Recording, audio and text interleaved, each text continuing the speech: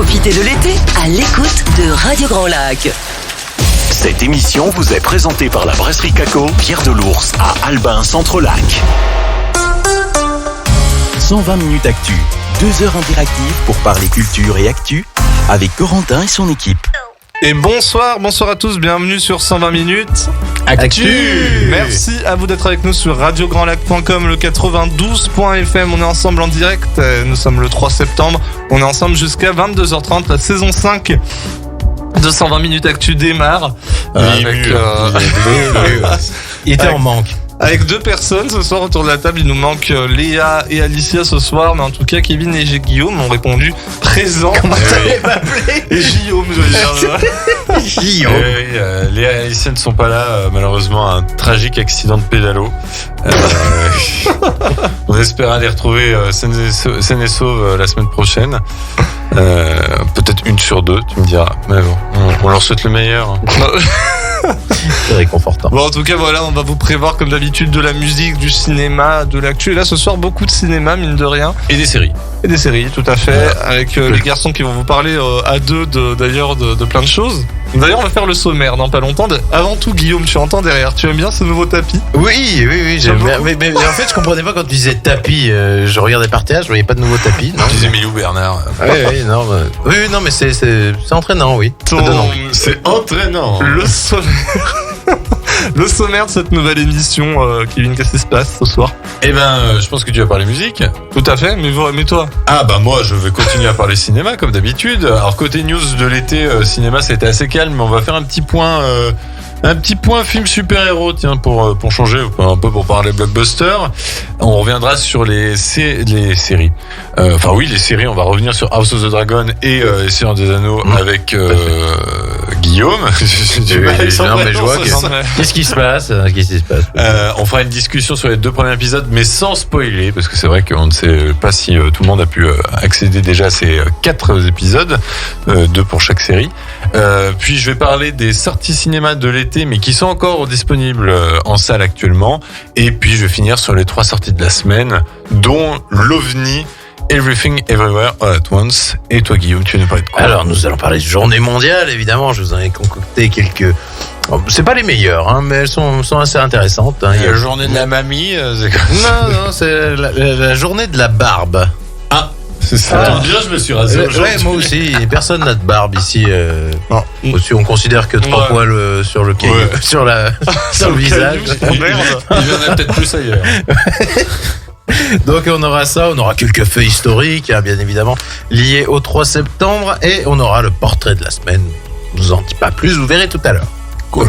Très bien, de mon côté, niveau musique, on aura Charlie Puth qui est de retour. Oui, avec un titre d'album vraiment à chier. Ouais, tout à fait, mais nous avons aussi... Ça sent comme moi. Smells Like Me, c'est pas le titre d'album, c'est le titre du single, mais c'est pas grave. Ah, d'accord. Je lui donnerai un cours sur l'actu musique, je crois, Kevin. Non, mais j'ai lu un diagonal. Et puis la merde, Britney Spears, Elton John, Mylène Farmer, Nicki Minaj, Muse, AD, Jennifer ou encore Megan Thee Stallion. AD? Et les réparateurs? La chanteuse de Thérapie Taxi. Ah, d'accord. Ah, c'est pas, oui, les garages.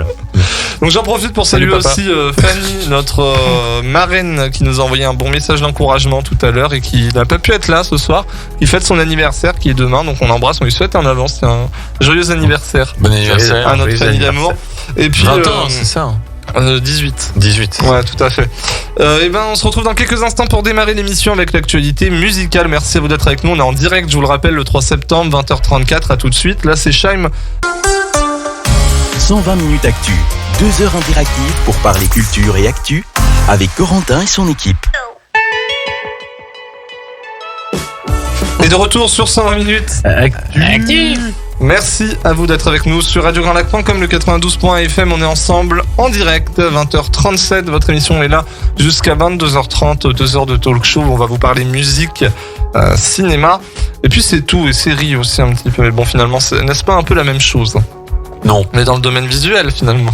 Oui, mais non. Oui, enfin... C'est quelqu'un qui travaille dans le cinéma qui dit le cinéma série. C'est comme si la télé et le cinéma c'était pareil, quoi. Je vais y avoir droit tout le temps maintenant. C'est un écran. Surtout qu'il disait tout à l'heure, oui, si on n'est pas passionné de cinéma, pourquoi ne pas travailler ne travailler pas dans les cinémas, quoi. On va parler musique maintenant. Il est très directement. ému ce soir. Avec Charlie Puth qui a sorti son nouveau single Difficile à Smells. dire, hein. C'est une fille Tout ou à un fait. garçon? Je C'est sais un même pas. garçon. Ah. Il est incroyable. Ah bon. Charlie Puth donc qui est de retour avec son nouveau single Smells Like Me, nouveau single qui annonce un album qui sera dispo le 7 octobre prochain. Un album du coup qui s'appellera Charlie tout simplement. On écoute un extrait. Il est perdu. The memory's killing you over there. Don't even front, you know that you just can't compare what it used to be. I hope your jacket smells like me, my baby's. And when you touch him, does it really feel the same?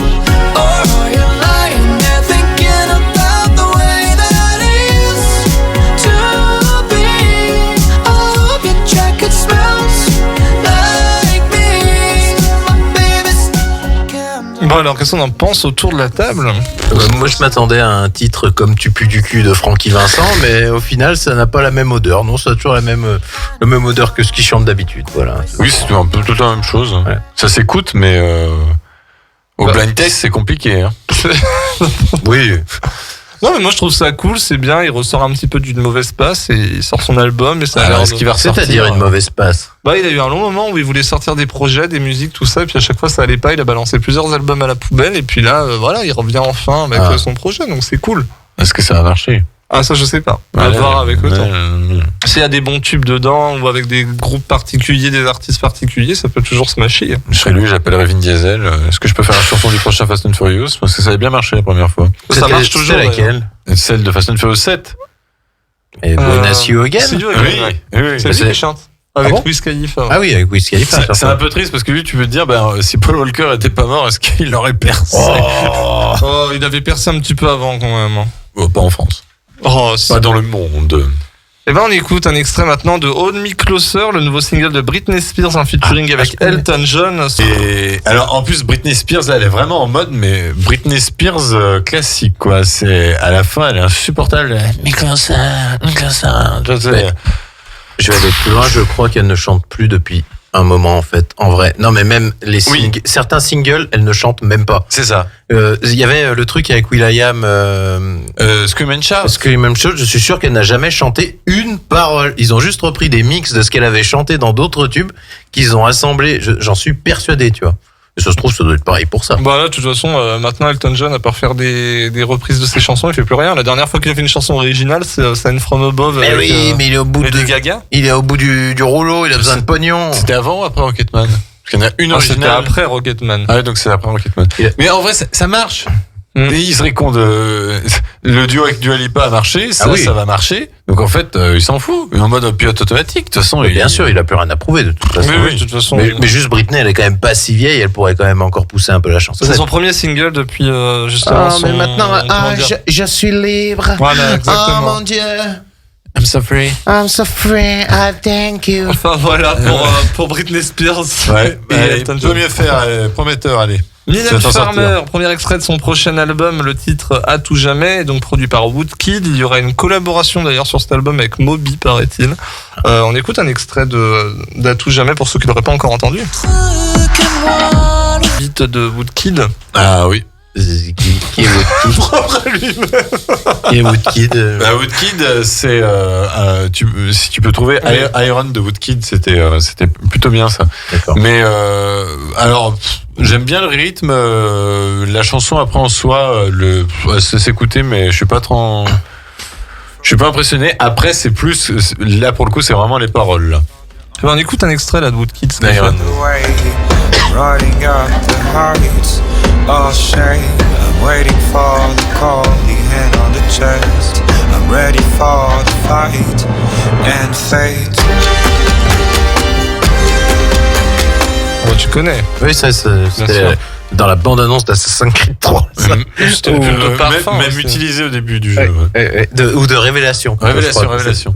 Mais ouais, Mylène Farmer, en fait, quand tu sais que c'est une chanson de rupture, elle vient de se séparer avec son compagnon, ça faisait quoi 12 ans qu'ils étaient ensemble, je crois, un peu comme ça.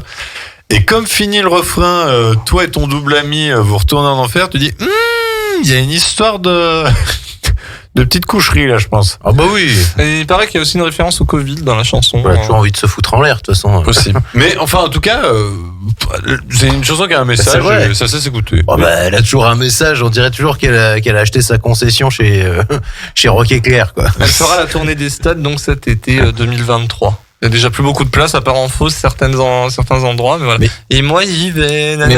Mais moi j'aime bien quand Tu vas même. le dire. J'ai mes places et je suis pas en bien. fausse. T'as tes places, Sarel? VIP. Non, mais toujours, lui. C'est Au toujours. Groupama Stadium. Ça, c'est concours de beat avec Kevin. Comment tu as ça? Comment j'ai ça? Bah parce que quand ils ont annoncé que les places se mettaient, donc c'était l'année dernière, j'étais vraiment sur le site tout de suite, quoi. Parce que c'est possiblement sa dernière tournée et je ne l'ai jamais vu en concert. On a toujours dit que c'était un peu l'équivalent, tu vois. T'avais Johnny chez les hommes et elle, c'était vraiment un peu Ouais. l'équivalent français, c'est femme, un quoi. show. C'est un show, quoi. C'est Ah vraiment, bah, c'est incroyable. c'est vraiment visuellement. elle. Mais j'aime beaucoup, hein. Je lâche tailler parce qu'elle a toujours envie de se foutre en l'air parce que c'est toujours Ah bah c'est un peu triste, mais. à part c'est mais une belle journée, il y en a très peu des chansons positives. Bah, avant, c'est elle peut- une belle journée, c'est pas positif, hein. Ça parle du suicide, c'est une belle journée. Oui, mais elle dit que c'est une belle journée. avant, elle était, C'est une belle journée pour se suicider. avant, Il y a elle un était peu de- libertine, quoi. Oui, c'est ça. Oui, J'aimais bien, oui. Ça aussi. Non, puis il y a Histoire de fesses, c'est positif. On aurait dû rester sur Tu pues du cul de Francky Vincent. On n'est pas très loin. On passe à l'artiste suivante qui nous a sorti une nouvelle chanson, c'est Nicki Minaj qui est de retour avec son single Super Freaky Girl. Alors pour le coup, Nicki Minaj est revenue en force au MTV VMA, elle a gagné pas mal de prix et on retrouve vraiment une Nicki Minaj qu'on avait perdue depuis plusieurs années. Elle a l'air d'être de retour en force et pour cause, son nouveau single sample un titre très connu, donc quand vous écoutez le titre, forcément ça marche. Alors ça aurait pu être n'importe qui d'autre qui aurait chanté là-dessus, ça aurait marché dans tous les cas. On écoute un extrait. Toute juste bonne à succéder Mr Freeze. Oh Et voilà, mesdames et messieurs, c'est votre émission Virilité ce C'est soir. les 5. Et voilà.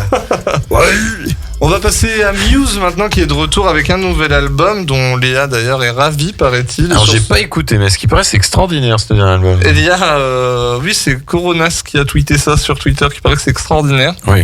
Et du coup il y a Muse donc avec le titre qui se démarque You Make Me Feel Like It's Halloween qui est le nouveau single. On découvre ça tout de suite.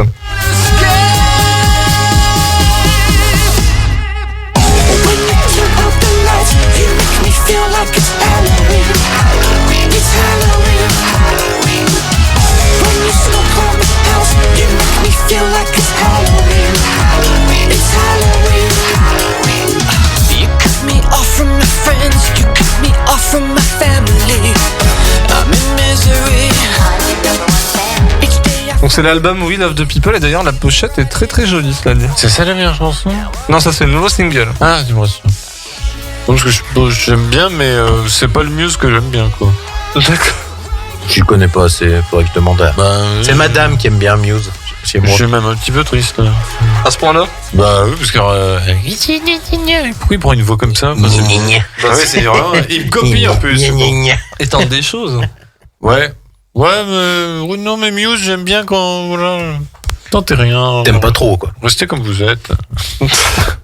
On a AD, la chanteuse du groupe Thérapie Taxi, qui continue sa période. Ça va, tu veux de l'aide? Mais il t'a sifflé le jingle de AD. Qui connaît Toutes les du coup pièces son. Je vais pas y arriver, les garçons. Hein. Qui connaît Pardon. donc. Il est très ému, ce soir. Bah oui. Bon, écoutez son nouveau single. Viens voir le sunset.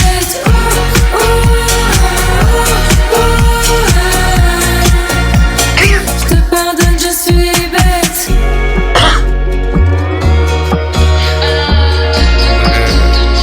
Mais t'as rire. Eh, mais ça va pas, vous, hein. C'est quoi?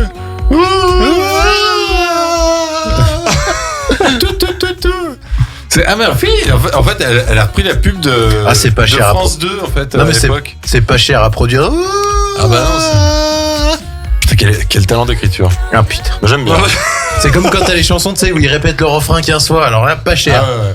Pas cher à produire. Non, Il a c'est pas chanté. mal. T'as autre chose quand même Bien de sûr. cet été là? J'ai du Jennifer qui est de retour avec Sauf qui aime. Ouais. Wow. Elle a un look particulier de Jennifer hein, pour son nouvel album. On se demande d'où elle sort, mais Non. Ça change vraiment. Ah, franchement, non, là, c'est d'un coup. sa meilleure chanson. Putain, on n'avait jamais, mais alors jamais entendu ça. Et Hein. ben on va conclure finalement. C'était la dernière? Non, non. Ah. J'ai une dernière chanson, c'est Megan Thee Stallion qui est de retour avec le titre Her, qu'on entend d'ailleurs dans She-Hulk, dans lequel elle a fait une petite apparition surprise. On écoute ce nouveau single qui est, moi j'adore personnellement le titre Her, c'est vraiment de la bombe, c'est vraiment le genre de truc qui te fait danser et checker le booty un petit peu. On écoute un extrait. From your boyfriend down to my Instagram to all them busted ass hoes that you kiki with. I bet your jaw drop if you ever see me, bitch. I'm her. She. Take a pic, it's me. Tell your friends this her. Bitch, you do you and whatever that is, I'ma do it better. Hoes must have just seen me in it playing. C'est pas de la chanson, ça. C'est pas cher non plus. Mais c'est sympa. En plus, C'est ça que vous avez entendu dans She-Hulk. Oui, bah c'est pour Ouais. twerker quoi. En français, les gens vont avoir du mal parce que un heure, chichichi, ça va être très très compliqué quand même à écouter. À Elle est passer à la cool. radio, quoi. Non, non. En fait, non. Non. Bah, vous Tu êtes- danses là-dessus, toi? C'est fait pour Bah toi. oui. Bah si, quand il twerk dans sa salle de bain, les fesses alertes, il doit être Bah là. non, mais- Mais non, pour twerker, faudrait que je... J'étais là. Hein oui, non, là. non. bah, Mais non, pour twerker, faudrait un rythme plus soutenu, faudrait que ce soit... Un truc comme ça, ça quoi. dépend. Non, mais à mon avis, ça. il va donner des cours de musique Bah à des oui. producteurs. Non, mais à mon avis, ça internationaux. dépend.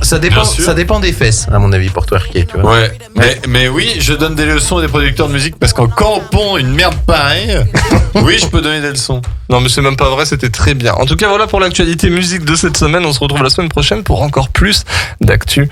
Dans quelques instants, c'est les news cinéma avec notre ami Kevin. Tout de suite, c'est Miley Cyrus et Dua Lipa avec Prisoner.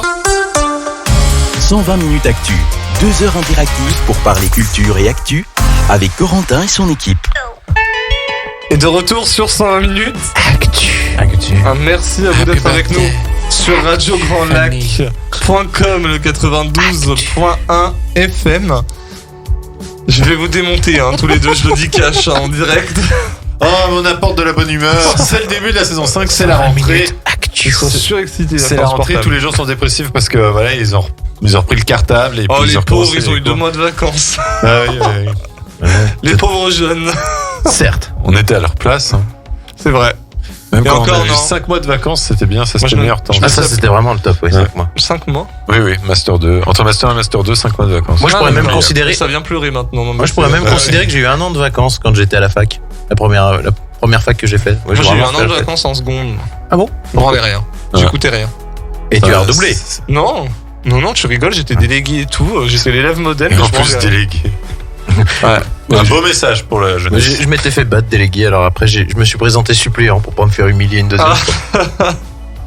Bon, on va parler un petit peu des news. Cinéma, mon cher. On va parler des news. On va commencer par du DC Comics, parce que DC chamboule tout. Alors que la nouvelle direction au sein de Warner Bros. Discovery vient de changer. Plusieurs décisions ont déjà été prises et le moins que l'on puisse dire, c'est qu'elles ne font pas l'unanimité. Nous avons tout d'abord appris que le film Batgirl, prévu l'année prochaine, réalisé par Bilal Fallah et Adil El Arbi, ne sortira finalement ni sur HBO Max, ni au cinéma. Il est tout bonnement annulé. Une décision qui se comprend économiquement, mais je dois avouer est difficile à avaler artistiquement. Quant au final, un film grandement avancé dans sa production est finalement voué à ne pas exister. Une projection en forme de dernier hommage aurait été organisée chez Warner avant que tout ce qui reste du film soit enfermé dans un coffre. Vous, ça vous a pas plus... Moi, je m'en suis tapé les reins. C'était de la merde sûrement. Non, par Ouais. contre j'ai qu'un truc qui m'a fait de la peine. Hormis les réalisateurs, bon, je pense qu'ils s'en sortiront plutôt bien. Oui. L'équipe. Alors il y avait Brendan Fraser qui devait revenir. En fait, j'ai beaucoup de peine surtout. Tu sais, c'est pour les acteurs, notamment l'actrice principale. Je ne me rappelle plus son nom. Leslie Grace. Leslie Grace, en fait, j'imagine la joie qu'elle a dû avoir quand on lui a proposé un rôle de super-héroïne chez Warner et DC Comics. Elle a dû se dire, putain, ça y est, ma carrière est lancée, je suis une super-héroïne. Et là, le truc est lancé, tout va bien. Et puis, non, c'est annulé. Donc, j'espère qu'elle va pouvoir un peu, qu'ils vont compenser un peu justement avec un autre film. Peut-être pas Batgirl, mais au moins un gros film. Qu'ils la mettent dans un film où elle peut jouer Où elle- Batgirl. non, mais c'est surtout ou sinon qu'elle puisse être mise en avant chez Warner. Ouais, chez Warner. Parce que c'est surtout là qu'elle allait avoir la lumière sur elle. Alors peut-être que c'est un mal pour un bien, parce que visiblement, d'après les rumeurs, juste pour compléter ce que tu disais, le film était une purge absolue.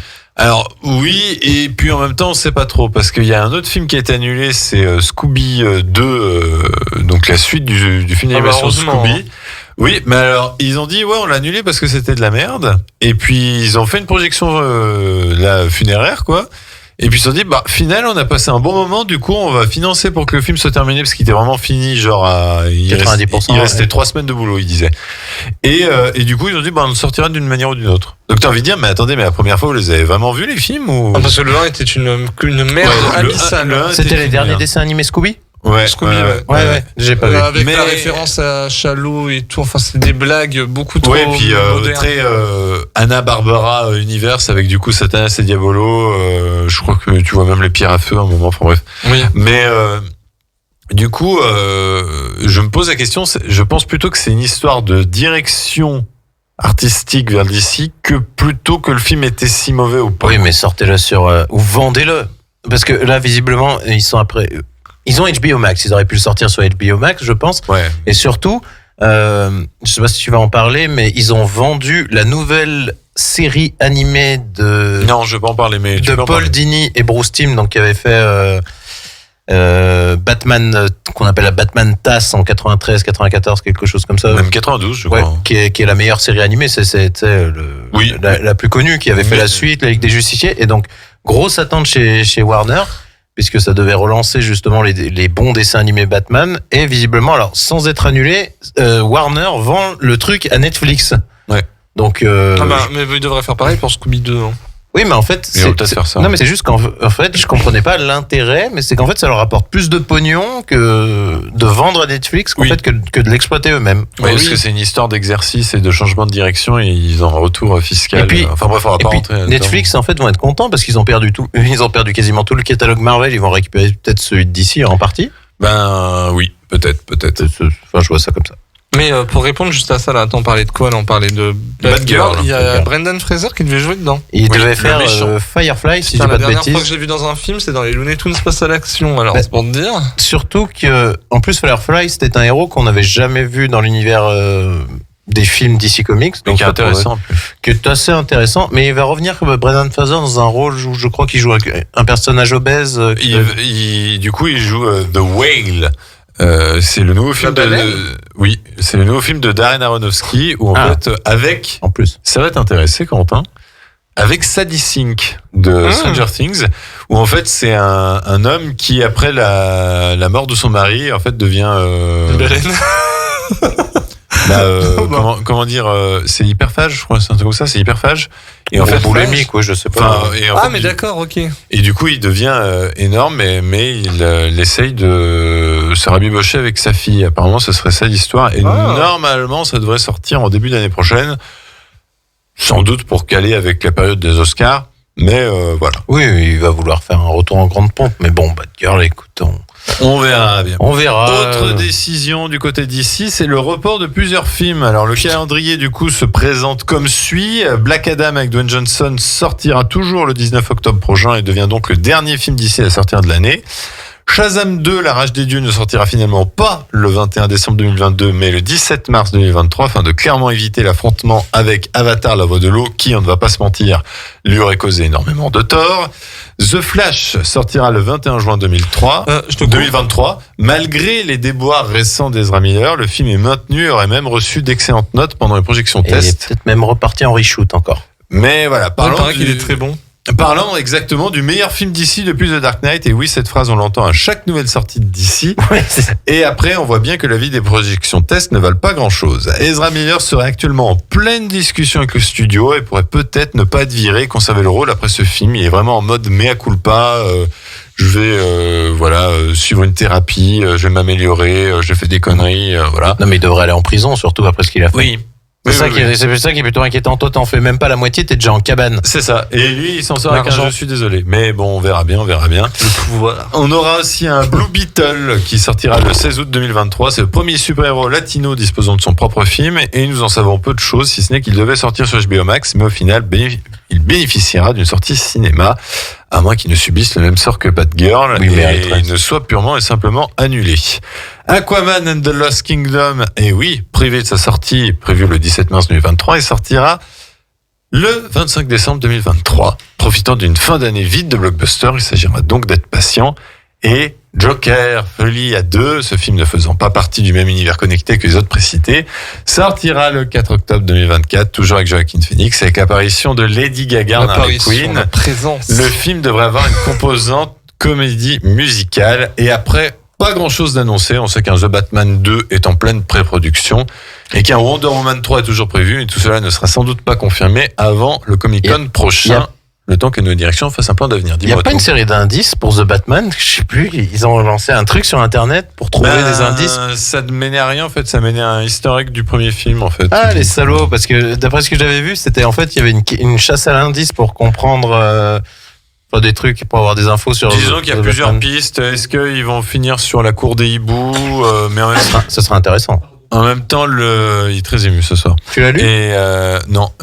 c'est un des meilleurs. Enfin, j'ai lu une partie, ça me dit quelque chose. Et puis après, le Real voudrait faire un Mr. Freeze. Alors, s'il me propose, comme le premier, un Mr. Freeze, je dis oui, mais la cour des hiboux se prêterait beaucoup mieux à l'ambiance de The Batman. Je pense aussi. Parce que, vu la criminalité, tout ce qui rôde sous Gotham, parce que ça se passe vraiment dans les bas-fonds de Gotham, tu vois, la cour des hiboux, donc ce serait très intéressant. De son côté, Marvel fait la fête. Tout va bien. Il continue à faire son petit bonhomme de chemin à coup de grandes annonces au Comic-Con. Kevin Feige qui donne son rein, son cœur, sa mère, sa grande sœur, tout. Il donne tout.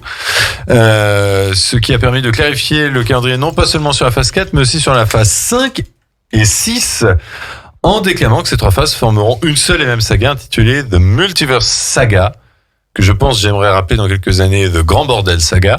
Tellement tout cela m'intrigue, mais aussi me fait très peur. Côté calendrier, donc phase 4, nous avons eu la confirmation que She-Hulk, actuellement diffusée sur Disney+, sera la dernière série de cette phase. Quant au dernier film, ce sera bien sûr Black Panther Wakanda Forever, dont la sortie est prévue pour le 9 novembre prochain. On a eu une bande-annonce, mais on va pas vous la passer parce que on veut dire qu'elle n'est pas très radiogénique. Phase 5, alors, accrochez-vous. Le 17 février 2023, et ce que je veux, c'est que vous me disiez si vous attendez ou pas le projet, à chaque fois je le dis. 17 février 2023 commence la phase 5 avec Ant-Man and the Wasp, Quantum Mania. Oui. Ça vous botte? Ouais, je l'attends. J'aimais pas le 2, mais à la rigueur, celui-là, pourquoi pas. Apparemment, ce serait beaucoup plus épique. Donc, à voir. Printemps 2023, première série, Secret Invasion, avec Nick Fury. Non. Non, ouais, non plus. On a pété. Moi, parce qu'il y a Nick Fury et Emilia Clarke. Bon, on fera un petit effort peut-être. 5 mai 2023, Les Gardiens de la Galaxie, volume 3. Oui. Oh non. C'est la conclusion en plus, donc oui. Ça a l'air plus triste. C'est que pendant tous les autres sont en train de se fendre la poire, pour une fois, c'est Gardiens de la Galaxie qui vont être un peu en mode ouin. Non, ça peut être intéressant parce qu'en plus, ils ont annoncé que c'était vraiment le dernier des gardiens, Ouais. donc je pense Enfin, de que- l'équipe actuelle. Ouais, Apparemment, s'ils en refont d'autres, ce sera Ouais. pas la même équipe. Je soupçonne Stallone de se lancer dans une deuxième équipe, on verra. Là, je dirais pas non. Ouais, moi non plus. Une série en été 2023, Echo. Donc, putain, alors le ça, de non. Kai avec Daredevil. C'est l'aveugle? Non, c'est la sourde. C'est la sourde et aveugle. Non, elle est sourde, muette et elle a une jambe en moins. Elle m'a gavé, moi. Putain, la pauvre. Non, mais dans En la fait, vraie vie, en je plus. comprends pas qu'on fasse une série sur elle qui sont à foutre. Bah, c'est un personnage, ce qui paraît dans les comics, qui est très intéressant, qui est lié à Daredevil d'ailleurs, qui aurait eu une romance avec Daredevil. Ouais. Non, mais côté handicapé surtout, puis voilà. Hein. Non, mais franchement. Après, c'est Alors, intéressant. pour Daredevil, oui.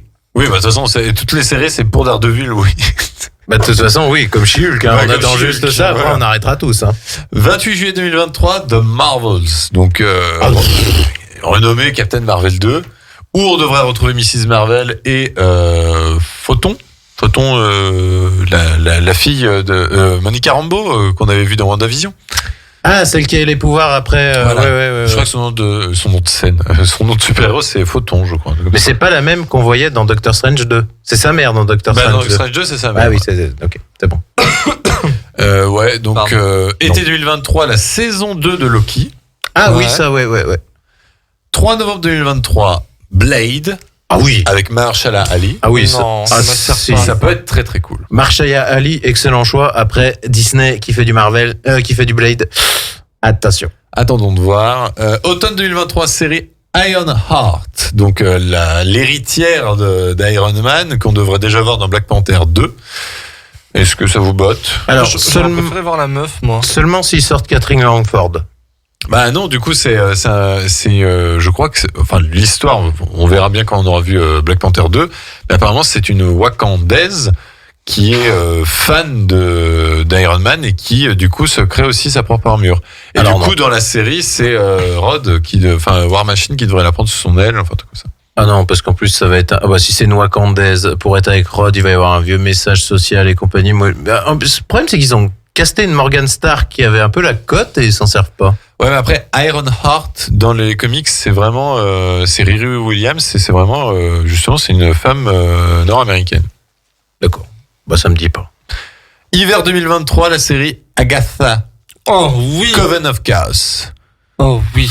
J'avais aimé... C'est celle de WandaVision ? Ouais. Bah, vu que j'avais bien aimé WandaVision, je vais lui laisser une chance. Mais c'est après... vrai qu'on peut se demander qu'est-ce qu'ils vont raconter. Apparemment, ce serait plutôt du préquel. Hein. Non mais déjà elle est là. Ouais, mais surtout que le Darkhold a disparu. Ouais, donc c'est du préquel, c'est expliquer comment ok. c'est période sorcière de Salem, quoi. Ça va être vraiment ça, quoi. Pourquoi pas, alors ? Why not? Ça peut J'aime être bien un- l'actrice qui fait Agatha. Printemps 2024. Daredevil Born Again, une série Daredevil de 18 épisodes. Oui. Oui, monsieur. Moi je dis oui. Moi je dis oui, oui, Elle va oui. les sortir un par un.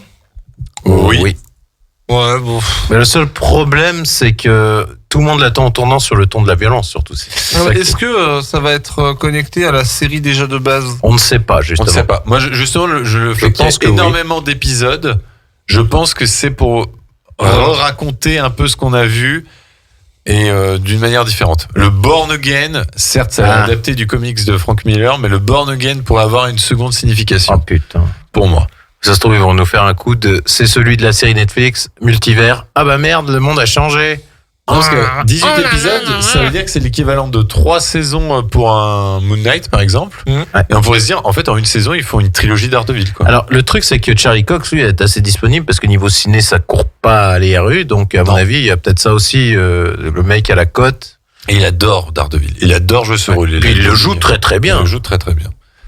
Le 3 mai 2024, on aura au cinéma Captain America New World Order, donc Oh non. avec Anthony Mackie Oh non. en nouveau Captain America. Alors, pourquoi avoir fait une série? C'était pour nous faire une chier. phase de transition, quoi. Ouais. Alors, Pour non. faire comprendre le truc. J'ai pas trop aimé déjà. La série est horrible. C'est la pire qui Non, existe. la pour pire, c'est l'instant. Hawkeye. Non, c'est She-Hulk maintenant. Moi, j'aime pas Moon Knight. Ah, pour moi, c'est She-Hulk la pire pour l'instant. Mais... Et on finira la phase 5 avec le 26 juillet 2024, le film Thunderbolts, donc qui sera une équipe d'Avengers plus anti-héros, dont il vient d'être confirmé que ce sera bien le personnage de Yelena Belova, donc Florence Pugh, qui dirigera cette équipe. On sait qu'il y a des rumeurs, mais on le saura sans doute la semaine prochaine au D23, que il y aura peut-être l'Abomination, US Agent qu'on a vu dans la série Falcon et Winter Soldier, ce qui semble logique. Il y aurait le Baron Zemo, il y aurait Winter Soldier. Pourquoi Winter Soldier est gentil maintenant? Ouais, mais c'est une équipe anti-héros, quoi. C'est qui serait menée justement par le personnage qui est interprété par Julia Louis-Dreyfus. La comtesse là que tu vois dans à la Oui, fin de la, voilà, qui va chercher comment Qui- il s'appelle le faux Captain America. Voilà, J'ai bien aimé. Ouais. voilà, US Agent, qui est une sorte de Nick Fury, mais en mode plus avec intérêt, on va dire. Ouais, mais elle est plus vraiment méchante en plus, Florence Pugh. Non, mais en fait, c'est vraiment anti-héros, quoi. C'est pas une Suicide Squad, Ouais, mais ça mais pue. c'est vraiment Ça pue. Ça sent les faux, ceux qui vont vouloir faire les méchants. Là, ça sent le projet encore casse-gueule. On va Ouais, faire ouais, un truc ouais. à la Et il y aurait Civil War à Ghost. un moment donné. Ça Il y va aurait faire Ghost les- aussi dedans, donc la méchante de Ant-Man and the puis, Wasp. et puis le pauvre Abomination là qu'on voit dans She-Hulk, il est blanc comme une merde de Non, laitier. mais, ça se trouve, il Il me sera, fait peur, mort ouais, Tim avant le Roth. tournage. Je trouve qu'il fait malade, Tim Roth. Ça me Ah. fait très très peur. Je trouve qu'il... Ah non, je l'ai pas trouvé, mais le côté Abomination, mais il est moche, il est horrible. Parce qu'ils en ont fait.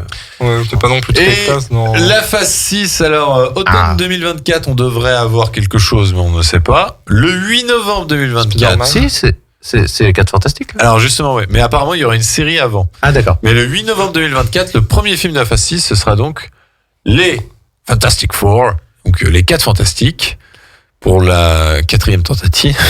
Et c'est pas Kevin Feige qui a dit que là, ça allait être en gros, ça passe où le MCU se pète la gueule, il a dit. Ça Voilà, passait pas. clairement. Donc, apparemment, on aurait des rumeurs comme quoi on n'aurait pas d'origine story, un peu à la Spider-Man. parce qu'ils sont un peu mode en se disant tout le monde sait qui c'est les 4 Fantastiques. Enfin bon, on verra bien comment ils vont le tourner. Nous savons déjà que le réalisateur des 4 Fantastiques devrait être révélé la semaine prochaine et qu'il s'agirait de Matt Shakman. Ce nom ne vous dit rien, mais il s'agit du réalisateur de tous les épisodes de WandaVision. Donc on peut donc dire Pourquoi pas. que la super famille entre de bonnes mains, en tout cas bien meilleure que celle de John Watts, qui était précédemment prévu, donc le réalisateur des 3 films Spider-Man. Ensuite, on n'a rien d'annoncé. Il y a 5 dates qui restent vides. Où il y a des projets qu'on ne Il y connaît aura pas bien du l'identité. Spider-Man quand même. Non, normalement. Alors, s'il y a un Spider-Man, ça s'intercalerait dedans. Donc ça risque peut-être d'arriver en phase 5. Mais Mais oui, s'il n'est pas prévu, ça va encore arriver au dernier moment avec les qualités qu'on leur connaît. de toute façon, je pense que Spider-Man, là, faut pas s'attendre à Spider-Man avant au moins 2024. Il n'y en aura clairement pas un l'année prochaine. Hein, je pense. Non. Et puis du coup la phase 5 a quand même fini en annonçant 2 gros projets. Le premier, 2 mai 2025, Avengers The Kang Dynasty, Ah, alors lui, il m'excite, lui, le Ah, titre. Non. dont on connaît déjà le réalisateur, Destin Daniel Cretton, le réalisateur de Shang-Chi. Ça m'a surpris, mais pourquoi pas. Ouais, il était bon, hein, niveau réalisation, je trouvais Shang-Chi. Hein. C'était pas mal, mais je m'attendais à un plus gros nom, honnêtement. Ce qui est surprenant, c'est qu'il ne va réaliser que ce Avengers, alors que la même année, le 7 novembre 2025, on aura, pour finir la phase 6, Avengers Secret Wars. On va l'avoir en hiver, c'est parfait ça. Et c'est Et- qui Et on ne connaît pas le réalisateur. Peut-être qu'il sera annoncé la semaine prochaine, Zack mais Snyder. on est surpris que du coup, comme les frères Russo avaient réalisé Infinity War Endgame, mais il y avait 1 an de différence, là on aura 2 Avengers la même année, Avec 2 réels différents. avec 2 réals différents. Ce qui veut dire qu'il y aura, ça se trouve. Ouais, mais si, c'est logique. Parce qu'ils vont les. Alors, faut s'attendre à ce que ce soit pas les mêmes persos dans l'un ou dans l'autre, ça se trouve. Je pense. Et qu'en fait, ils vont tourner d'un côté, les autres vont tourner de l'autre, et ça se Oui. trouve, ils vont se passer un perso par-ci, par-là, ouais, t'as besoin de ça. Ouais. Zack Snyder, peut-être, non? Non, Ça me ferait tellement rire. Je pense que The Kang Dynasty sera vraiment centré sur ceux qui sont affiliés au multivers. Et aux séries, peut-être, ouais. Et Secret Wars, on aurait vraiment peut-être un truc un peu plus foutraque en mode de... Non, mais prépare-toi. Il y a Tony Stark, il y a tout le monde qui revient. Secret Wars, il y aura tout le monde. Il y a absolument tous Tony les Stark, personnages. ouais. Tony Stark qui revient, je te le dis, pour Oui. Secret Wars. Oui, oui. Tu crois? Ah, C'est ben, Ça bien sûr. voudrait dire quoi? Ça voudrait dire que tous les. Mais les non, mais c'est du multivers- multivers. Ouais. En fait, en gros, d'après ce que j'ai compris, Secret Wars, c'est qu'il y a des multivers qui entrent en collision et que pour sauver, en gros, notre multivers, ils sont obligés de détruire un autre, je crois. Si je dis Ouais. pas de bêtises, c'est quelque chose comme ça. C'est grand, ouais, c'est ça. Donc, il y a Donc il peut y forcément avoir un Tony Stark méchant aussi, il peut y avoir. Mm. C'est surtout ça. Ouais, tu penses que Robert Downey Jr. il reviendrait? Non, ou alors à défaut de Robert Downey Jr., il y aura Tom Cruise ou un truc comme ça, c'est obligé. Robert Downey Jr. va revenir. Mais Robert Downey Jr., je Ils vont pense, lui va faire un revenir. chèque. Ils vont lui faire un gros chèque. à 7 chiffres et puis hop, c'est bon. Ouais, ça va. Non, il y aura parce que il faut te dire qu'avec Avengers Secret Wars, on a eu tellement, ça a été tellement grand Infinity War et Endgame que là il faut faire encore plus. Ouais. Et comment tu peux faire plus si tu n'amènes pas tout le monde Ah oui, et d'ailleurs 2024, je sens bien un film X-Men. Ça va pas tarder à arriver. Ou ça devait arriver après peut-être. Ben, je sais Ah pas. bah là, il commence à y introduire un peu hein, les X-Men un petit à petit. Hein. Plus ou moins. Peut-être. Ouais, mais de toute façon, en Entre fait, Miss tous Marvel ces et- projets Eh, mystères. ça se donc, trouve, il y aura Hugh Jackman dans Secret Wars. Peut-être. Alors là, là, ce serait vraiment un sacré bordel. Mais s'ils font ça, ce serait quand même. Ça serait vraiment là le tin. Ah bah là, t'as tout le monde là. Mais déjà, on peut déjà se dire que dans Secret Wars, il y aura Tobey Maguire et Andrew Garfield. Certainement. Ouais. ouais. Ça me semble Mais évident. t'imagines, on te ressort tout. On te ressort Wesley Snipes en Blade. Les, On te ressort, je sais Les pas 4 moi. fantastiques de l'époque. là. Ouais, les 4 fantastiques de Ah bah l'époque. non, pas de ceux de 94. Non, mais on te ressort vraiment Bah non, en plus, tous il y a les Chris vieux. Evans dedans déjà dans la Mais torche. justement, ça peut être amusant. Eh J'ai oui. 2 Chris Evans. On te sort Deadpool, Wolverine, enfin tous les trucs dans ce genre-là. Putain, ça pourrait être énorme. Bon, on va écrire à Kevin Feige. Bon, ça sera grand bordel. Non, mais je pense qu'il a déjà. Est-ce que vous nous écoutez? Il a eu l'idée avant nous. hein. Kevin Feige, s'il vous plaît. Je pense qu'il a eu l'idée avant nous. Et en tout cas, donc sur la phase 6, il y a 1, 2, 3, 4, 5, 6, 7, 8 projets dont on ne sait rien, qui seront sans doute révélés la semaine prochaine, donc le 10 septembre pendant la D23, qui est donc la fameuse convention qui a lieu tous les 2 ans Disney. Il faut s'attendre à de grosses annonces Marvel, Star Wars un peu moins, parce que Star Wars fait plus ses annonces sur le 4 mai avec son propre, Maze of War. voilà, avec son propre event. Mais du coup, on va vraiment avoir de grosses annonces. Pour finir, on va parler de 2 bandes annonces Vas-y. qui ont été annoncées au Comic-Con. La première, Donjons et Dragons, l'honneur des voleurs, qui sortira en mars prochain. On recommence. Et sera avec Chris Pine, Michel Rodriguez, René Jean Page ou encore Hugh Grant. Ah putain, pardon. C'est l'adaptation du jeu de plateau du même nom, et le moins que l'on puisse dire, c'est que on se dirige vers un mélange entre le Seigneur des Anneaux et les Gardiens de la Galaxie. Donc ça va être un petit peu particulier. Non, ça a l'air vraiment. On va écouter un petit extrait. On a aidé qui il fallait pas, à voler ce qu'il fallait pas. On pensait pas libérer la plus grande force maléfique que le monde ait connue. Mais on va arranger ça. D'accord, et comment on va faire? On en discute autour d'un verre? Pas bête. Pour avoir une chance de gagner, on aura besoin de force. Tu vas assurer, hein? Vaut mieux si on compte sur toi. On aura aussi besoin de courage, de magie et de toi. Ouais. Bref. Oh là là, c'est bizarre. Allez voir Don't Worry Darling où il sera là, ça lui rendra. Chris Pine, oui, ça lui rendra. Ah, j'ai tellement hâte pour ce Justement, film, ouais. Guillaume, t'imagines pas. Ah mais franchement il me fout les frissons à chaque fois.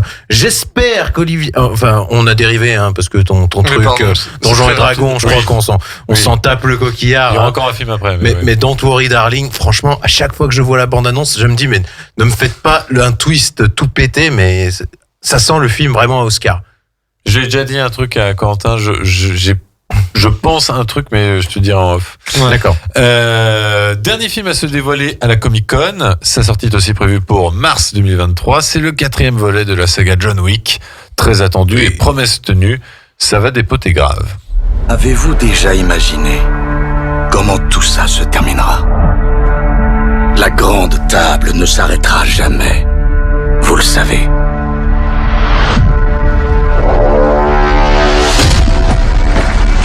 Personne, même vous,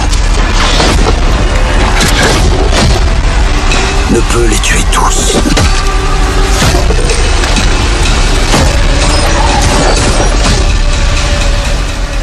Avec Skarsgård, là, j'ai cru voir.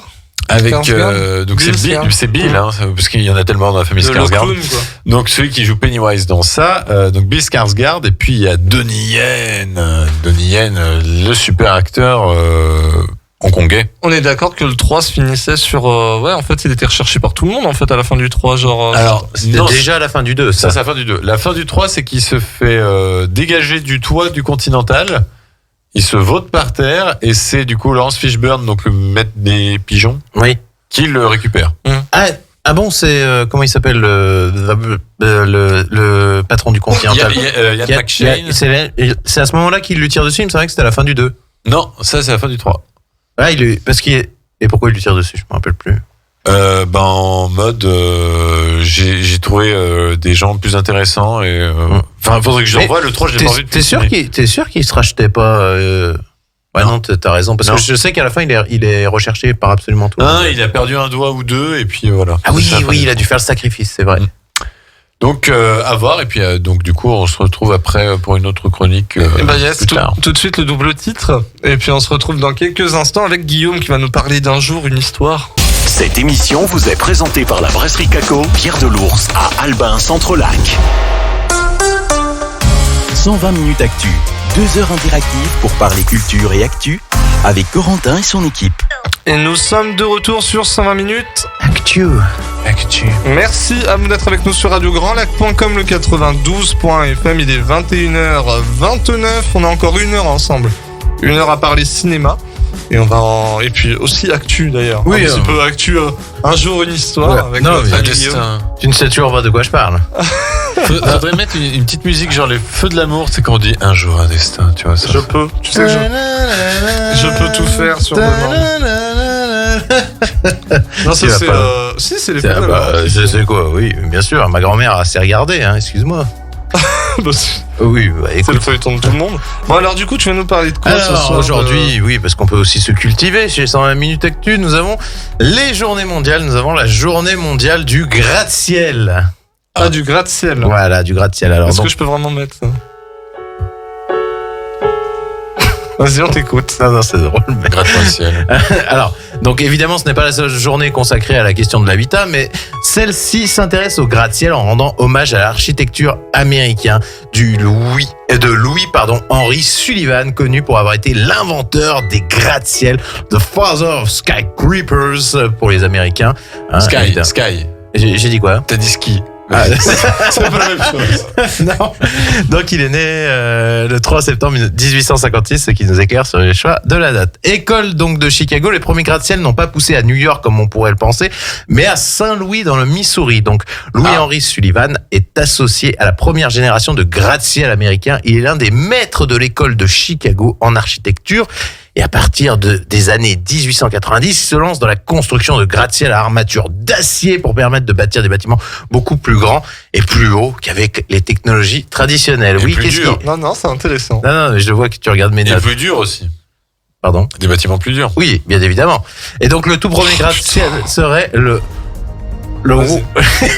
Je sais que t'es bon quand tu le fais comme ça. Le tout premier gratte-ciel serait le Wainwright Building. Madame, messieurs, bonsoir. Le tout premier gratte-ciel serait le Wainwright Building.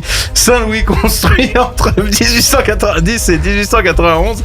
Donc Chicago suit de peu avec le gratte-ciel abritant la bourse du lieu, le Stock Exchange bâti en 1893 et 1894. Et New York arrive seulement en troisième position avec le Wainwright Building Buffalo qui a été érigé en 1894 et 1895. Notons à ce propos qu'il y a beaucoup de gratte-ciel à Hong Kong. Il y a beaucoup plus, de gratte-ciel à Hong Kong qu'à New York.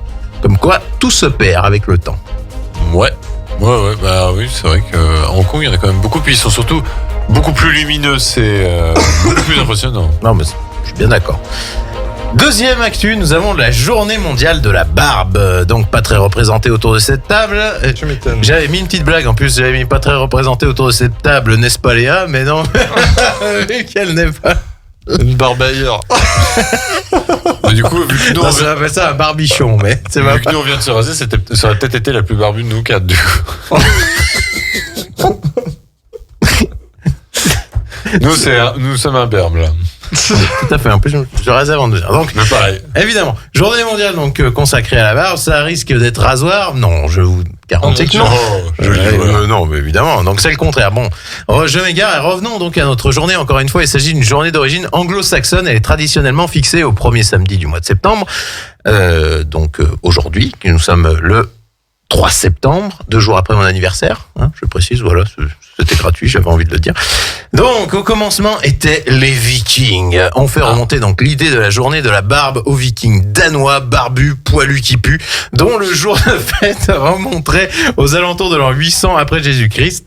Donc, l'année du couronnement de Charlemagne, l'empereur à la barbe fleurie. Les manifestations les plus diverses. Alors, il y a dans le sud de l'Espagne, on célèbre la journée de la barbe en organisant un match de boxe. Un match de boxe opposant un barbu à un imberbe. Et le barbu armé d'une pique ressort toujours vainqueur. Oui, c'est truqué en plus. Avec une pique? C'est horrible. Non. Et plus radical, la manifestation qui se déroule dans le village suédois de Donskork. Les non-barbus sont bannis du village le jour de la fête de la barbe et doivent se réfugier dans la forêt voisine pendant que les barbus brûlent les effigies de leurs proches non-barbus. Non, mais ça se fait encore? Bah, visiblement, oui, mais pour le folklore, quoi. Donc en fait, ils brûlent les photos des gens qui sont pas barbus. Alors, un pied de nez au barbu, j'ai retrouvé ça. Donc connaissez-vous la barbe? Donc il s'agit d'un groupe d'action féministe fondé en 2008 en France. À l'origine, une réaction aux attaques sexistes dont avait été victime la candidate présidentielle socialiste Ségolène Royal. Ces militantes dénoncent alors l'absence ou la sous-représentation des femmes dans les instances du pouvoir. Donc héritière des courants féministes issus des années 60 et 70 et créatrice d'une voix nouvelle, elle pratique un militantisme fondé sur le coup d'éclat et l'ironie. Elle s'affuble de barbe postiche lors de leurs actions publiques destinées à pointer du doigt les résistances à la féminisation. Voilà. Donc, tu vois, comme quoi #MeToo aurait pu avoir des barbes aussi. Oui. Pour montrer l'influence du patriarcat, du machisme et ce genre de choses. Bon, leurs cibles sont symboliques et visent à rappeler que les femmes sont capables de créer, diriger et représenter aussi efficacement que les hommes et doivent atteindre tous les postes et statuts dans tous les corps de métier et toutes les instances de la vie publique.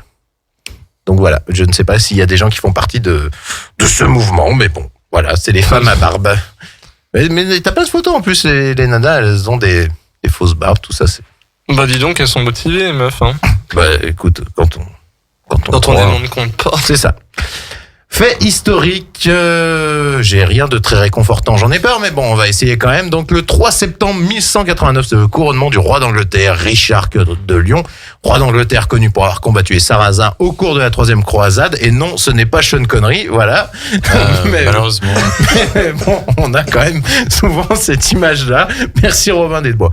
Alors, on a le 3 septembre 1783, le traité de Paris mettant un terme à la guerre d'indépendance des États-Unis, consacrant la victoire des alliés américains, français et espagnols.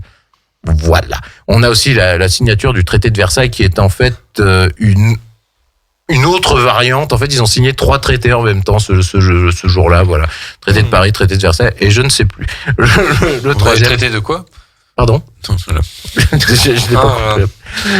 Donc, et puis après, ça a mis fin donc à la guerre d'indépendance américaine qui durera quand même presque 8 ans. Ouais. Alors, pour faire plus français, 3 septembre 1791, c'est l'Assemblée constituante. Donc, elle va voter la fin de la monarchie de droit divin pour la monarchie constitutionnelle. Ah. Donc, je ne sais pas si vous vous rappelez, donc la monarchie constitutionnelle calquée, on va dire, sur la méthode anglaise. Donc, et là, en France, c'est une brève période des institutions, donc, et de la Révolution. Donc, en fait, la monarchie absolue est abandonnée et le roi devient, n'est plus de droit divin et doit gouverner avec l'Assemblée nationale. Voilà, vous le saviez? Pas du tout. Non, vous saviez plus? Ah non, là vraiment. C'était le 3 septembre, non? Non, c'était le 3 septembre, mais 1791 peut-être? Oui, j'ai su. Ça me fait rire avec ta musique. Donc voilà. Alors, cette constitution donc abolit, donc comme je vous l'ai dit, la notion de droit divin et donnait au roi donc un pouvoir absolu sur la France. Le roi doit dorénavant prêter serment devant la nation, jurant de maintenir en place la Constitution et de l'appliquer. Il porte maintenant le titre de roi des Français et non plus roi de droit divin. Sa fonction reste héréditaire et il devient le chef du gouvernement de 6 ministres qu'il nomme ou révoque, mais quand son responsable devant l'Assemblée nationale est aussi l'un des ministres. Sa charge est d'administrer le pays, de nommer certains hauts fonctionnaires, de représenter la nation vis-à-vis de l'étranger. Voilà pour cette petite info où je m'y perdais moi-même parce que c'est assez compliqué à cette époque-là. Alors, on a plus médical, justement, 3 septembre 1928, on a Alexander Fleming qui découvre la pénicilline. Ah Tout oui. à fait. Qu'est-ce que c'est que la pénicilline? Eh ben, c'est la pénicilline. C'est Et ça pas, sert c'est pas le à vaccin. quoi Non, attends. Non, pas du tout. Qu'est-ce que c'est que la pénicilline? C'est pas une sorte d'adrénaline, un truc comme ça? C'est pas pour les globules blancs? Je sais pas, non, pas du tout. Je sais plus ce que Vous c'est. avez tous déjà pris de la pénicilline. Donc la pénicilline, en gros, c'est les antibiotiques modernes. Voilà, c'est une forme. Donc, la pénicilline sont des antibiotiques bêta-lactamine, et donc qui est une toxine synthétisée par certaines espèces de moisissures du genre Penicillium et qui est inoffensive pour l'humain. La pénicilline sont utilisées dans les traitements d'infections bactériennes, principalement contre des bactéries à gram positif, sachant qu'on peut avoir des bactéries à gram négatif, ce genre de choses. Mais bon, ça serait entrer dans le détail et ça serait pas hyper intéressant et de toute façon, j'ai rien compris non plus. Voilà pour la pénicilline. On a non, La pénicilline. Voilà, non mais En fait, j'aurais dû y penser parce que je crois que Mylène Farmer le chante dans ses chansons. Mais ça en va fait, pas. ce qu'il faut savoir, c'est que le truc intéressant, c'est qu'à l'heure actuelle, ils ont tellement donné d'antibiotiques à base de pénicilline qu'il y a énormément de gens qui deviennent résistants à la pénicilline. Et sachant que c'était le truc de base pour soigner à peu près n'importe quoi dès que t'avais une petite infection, quoi. Ouais. C'est pour ça qu'il y a eu le mouvement aussi prendre des antibiotiques, c'est pas automatique, ce genre de choses, parce qu'ils se sont découverts que on devenait résistant à toutes sortes d'antibiotiques. D'accord. Et qu'il faut pousser encore plus loin avec des antibiotiques de plus en plus costauds. Waouh! Voilà, on a également le 3 septembre 1939, c'est la déclaration de guerre par la France et le Royaume-Uni à l'Allemagne, donc suite à l'invasion de la Pologne par l'Allemagne nazie le 1er septembre. Voilà. Et pour rester dans le trash, on a également le 3 septembre 1941, c'est le premier usage du Zyklon B sur les prisonniers soviétiques dans le bloc 11 d'Auschwitz-Birkenau. Le quoi, le Zyklon B? Le Zyklon B. gaz. C'est le gaz en fait qui se servait pour gazer Oui, bien sûr. tous les déportés, Dans les donc, camps d'extermination. qui était utilisé pour qui était à la base utilisé pour traiter tout ce qui était, je crois, les insectes qui pouvaient se mettre dans les vêtements, ce genre de choses. Ouais, à la base, c'est un insecticide. Ah ouais, c'est un insecticide en fait très très puissant, voilà, qu'ils ont détourné. Dernière chose, un peu plus joyeuse, on va dire. Le 3 septembre 1995, c'est la création d'eBay. Alors, je ne savais pas que ça avait été créé par un Français. Donc, c'est Pierre Omidyar. Omidyar, avec un Y. C'est I-D-Y-A. Voilà, qui est devenu une référence mondiale dans son secteur et un phénomène de société. En 2021, elle compte plus de 185 millions d'utilisateurs actifs dans le monde. Ah ouais, ça me surprend, j'ai l'impression que plus personne n'y va sur eBay. J'ai jamais utilisé eBay. Le système d'enchères et tout ça, Oui. ou achat direct, c'est vrai que c'est pas le plus intuitif, mais aux États-Unis, c'est quand même quelque chose qui cartonne. Ouais. Mais à savoir, C'est surtout Amazon en fait qui domine là-dedans. Amazon, ils sont imbattables. Maintenant, ils te livrent même le dimanche à 20h. Ouais, c'est vrai. D'ailleurs, même, ils me font chier. Oui, parce qu'en fait, t'as envie de dire non. Non, Oui. mais je peux l'avoir. Mais non, tu ne peux pas dire non. T'es chez toi, puis l'autre, il est là. Je suis devant chez toi. Oui, mais je suis en pyjama. Non, mais c'est surtout que je suis pas C'est chez le moi. quoi. dimanche, moi je trouve que ça se fait pas. Les gens, faudrait leur laisser le dimanche quand même pour ce genre de métier, c'est bon quoi. Faut pas Après, déconner. ils doivent s'y retrouver, je pense. Oui, Amazon, Mais oui, mais non, pas les ouais. salariés. hein. Ouais, je pense que les salariés, si, ça doit être un peu sur une base de volontariat. donc. Oui, Ah, oui. Non. Oui, si. Non, mais si, les livreurs, oui. Pas ceux qui travaillent Mais les livreurs, oui. Les livreurs, je pense qu'ils... Ouais. nous n'en savons rien. Ça n'existe plus le volontariat en 2022, les gars. Ils te posent même plus la question. Hein. Voilà. En tout cas, il y a les primes le les dimanche. chevènements à la table. Alors. Chevènement. Ah putain, celle-là. Ah, il avait peut-être pas chevènement. C'était un homme politique. Je crois qu'il était ministre, non? Communiste, ouais. Ministre T'es en communiste. train de dire que je suis communiste hein. Non, mais la phrase qui était sortie, le volontaire ouais. n'existe plus. Bah oui, non, mais Ou c'est- Georges Marchais, peut-être. Ouais, c'est vrai. Oula, tu vas trop loin. Je vous emmerde. Fais les valises, Liliane, on s'en va. Bref. Alors, on souhaite évidemment un joyeux anniversaire. Voilà, je retrouvais plus celui que j'avais dit. À Charlie Sheen, qui fête ses 56 ans. Charlie Bon anniversaire. Esteves. Esteves Sheen, qui a guéri du sida, on ne sait pas quoi. Non, je te déconne, mais... Bon, à mon avis, je pense plutôt qu'il a trouvé le bon traitement, mais il Non, l'a mais- toujours, quoi. Non, mais qui dit des conneries pareilles, enfin, Oui. c'était quand même un acteur... Ou ça se peut, il l'a pas du tout. Enfin. mais qu'on annonçait quand même que ça allait être un des plus grands acteurs de tous les temps, qui avait très bien démarré et qui, après une chute très rapide, aussi rapide que de sniffer un sac de coke, je pense. Bien évidemment, nous ne vous recommandons pas de faire ça. Voilà. Non. Gagner un Oscar avant, moi. Voilà.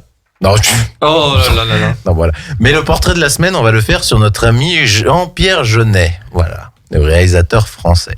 Donc, en fait, Jean-Pierre Jeunet, c'est un véritable autodidacte, ce que je ne savais pas. Et il débute dans le métier de réalisateur en réalisant des films publicitaires et des vidéoclips, parmi lesquels, donc, La fille au bas nylon de Julien Clerc en 1984. En parallèle, il réalise en commun avec le dessinateur Marc Caro des courts-métrages d'animation, L'évasion et le manège, que je n'ai pas vu non plus. Tu les as vus? Non. Non? Bon. Mais tu le savais? Ça collaboration avec Marc Caro, oui. D'accord. Oui, ça, Marc Caro, Oui. évidemment. Bon, les deux réalisateurs passent 1 an et demi à C'est pas confectionner. vrai en plus. Si, Marc Je sais Caro. pas, tu rigoles. Non, c'est très Non, mais connu, c'est- Marc Caro. Oui, Marc Caro, oui. C'est très connu, c'est-à-dire. J'adore. Les deux réalisateurs passent. Mais tu sais pas qui c'est. Non, lui, c'est pas qui c'est. Les deux. Pote à chevènement. Ouais. Les deux réalisateurs passent 1 an et demi à confectionner, donc dans les moindres détails, de leur troisième court-métrage, Le Bunker et La Dernière Rafale en 1981. Tous les courts-métrages sont récompensés par de nombreux festivals, aussi bien en France qu'outre-mer. Donc, c'est leur premier long métrage, Délicatessen, réalisé en 1991, qui les propulse sur le devant de la scène. Délicatessen est lauréat de 4 Césars et leur le second long métrage met presque 4 ans à se concrétiser, qui est La Cité des enfants perdus.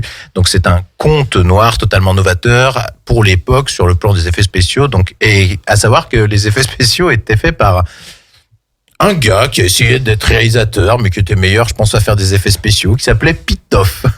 Ah oui, Eh c'est oui. qui Pitoff, on Il a a fait souvenir 4 Catwoman et Vidocq. Et Vidocq. Vidocq n'était pas si inintéressant, mais Mais qui est quand même irregardable. Hein. c'est cuté.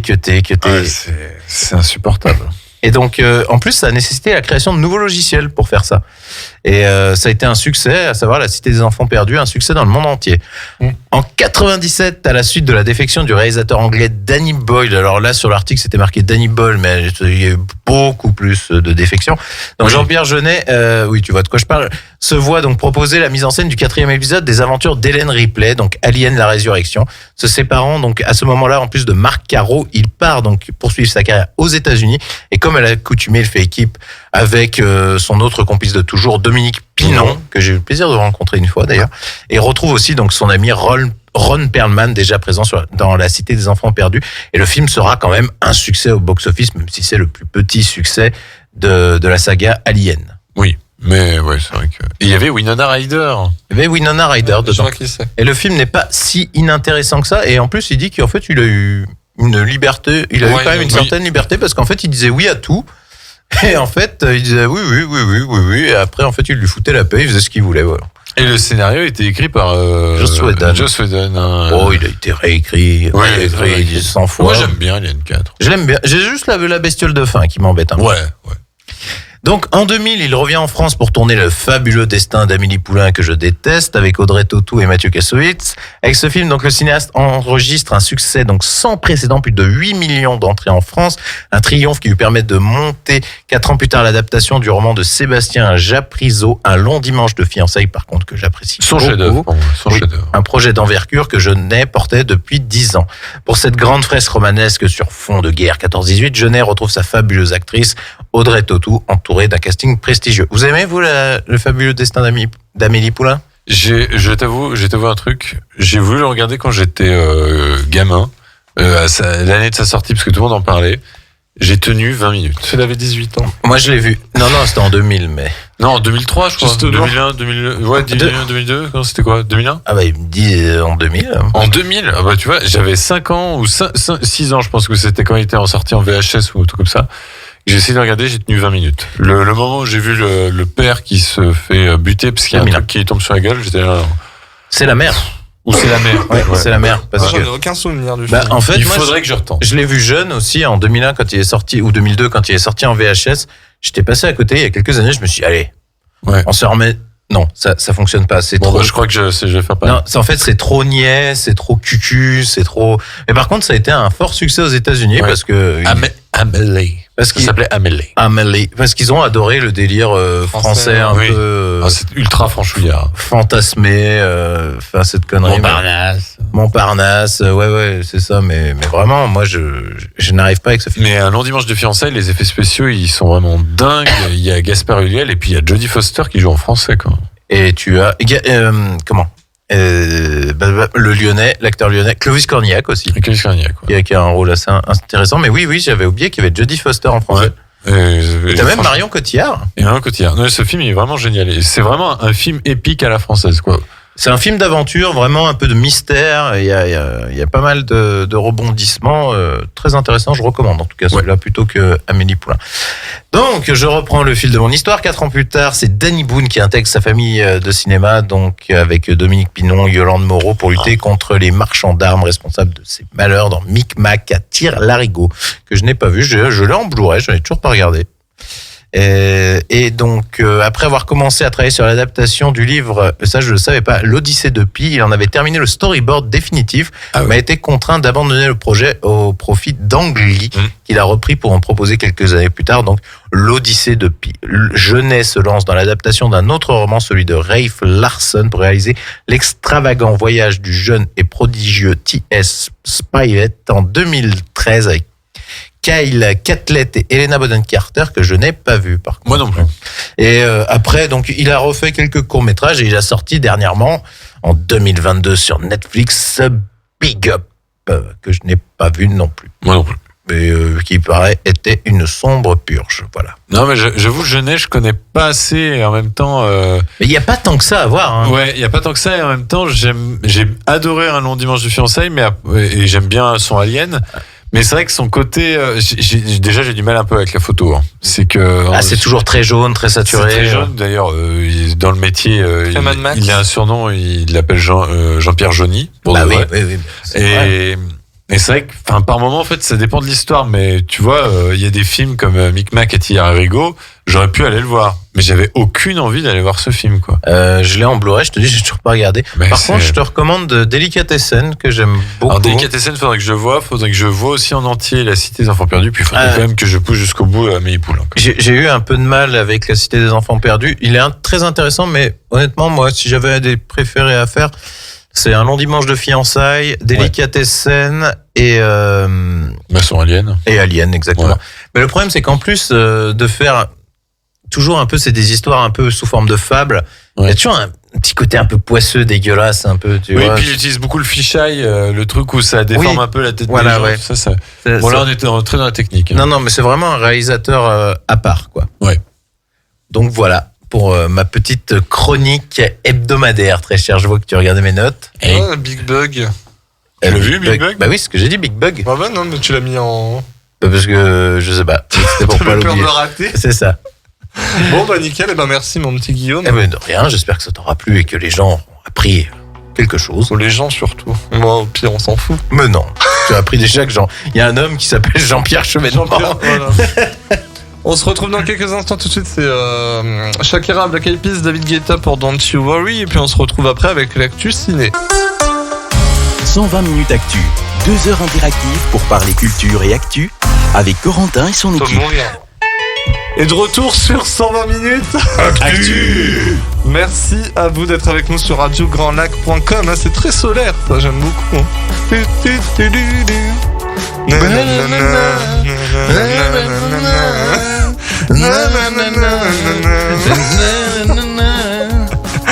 On est de retour pour une saison 5, comme vous le savez. On est de retour depuis ce samedi. Il est 21h54 et on est ensemble jusqu'à 22h30. 20h30, 22h30. On vous donne rendez-vous tous les samedis à présent jusqu'à l'été prochain. Normalement, si tout va bien. Puis après, on verra s'il y aura une saison 6, Inch'Allah. Mais on n'en est pas là. La saison 5 démarre seulement. Oui, 120 minutes actu. On va parler d'actu, justement, et d'actu série avec notre ami Kevin. Ouais, bah en fait, on va faire une petite discussion avec notre ami Guillaume. On va parler de 2 séries. Pour commencer, on va parler de House of the Dragon. Donc, on va pas vous faire passer de bande-annonce parce qu'il n'y a que des bandes-annonces en VO, donc c'est pas très radiogénique. C'est con, ça. House of the Dragon, donc qui est le préquel donc de Game of Thrones, qui se situe 200 ans avant, environ, parce qu'en vrai je crois que c'est 172 ans et des broutilles. Donc on suit la famille Targaryen qui techniquement à cette période-là est au pouvoir, et force est d'avouer qu'on s'attendait à une série un peu pépère en mode bon, qu'est-ce qu'ils vont bien pouvoir raconter.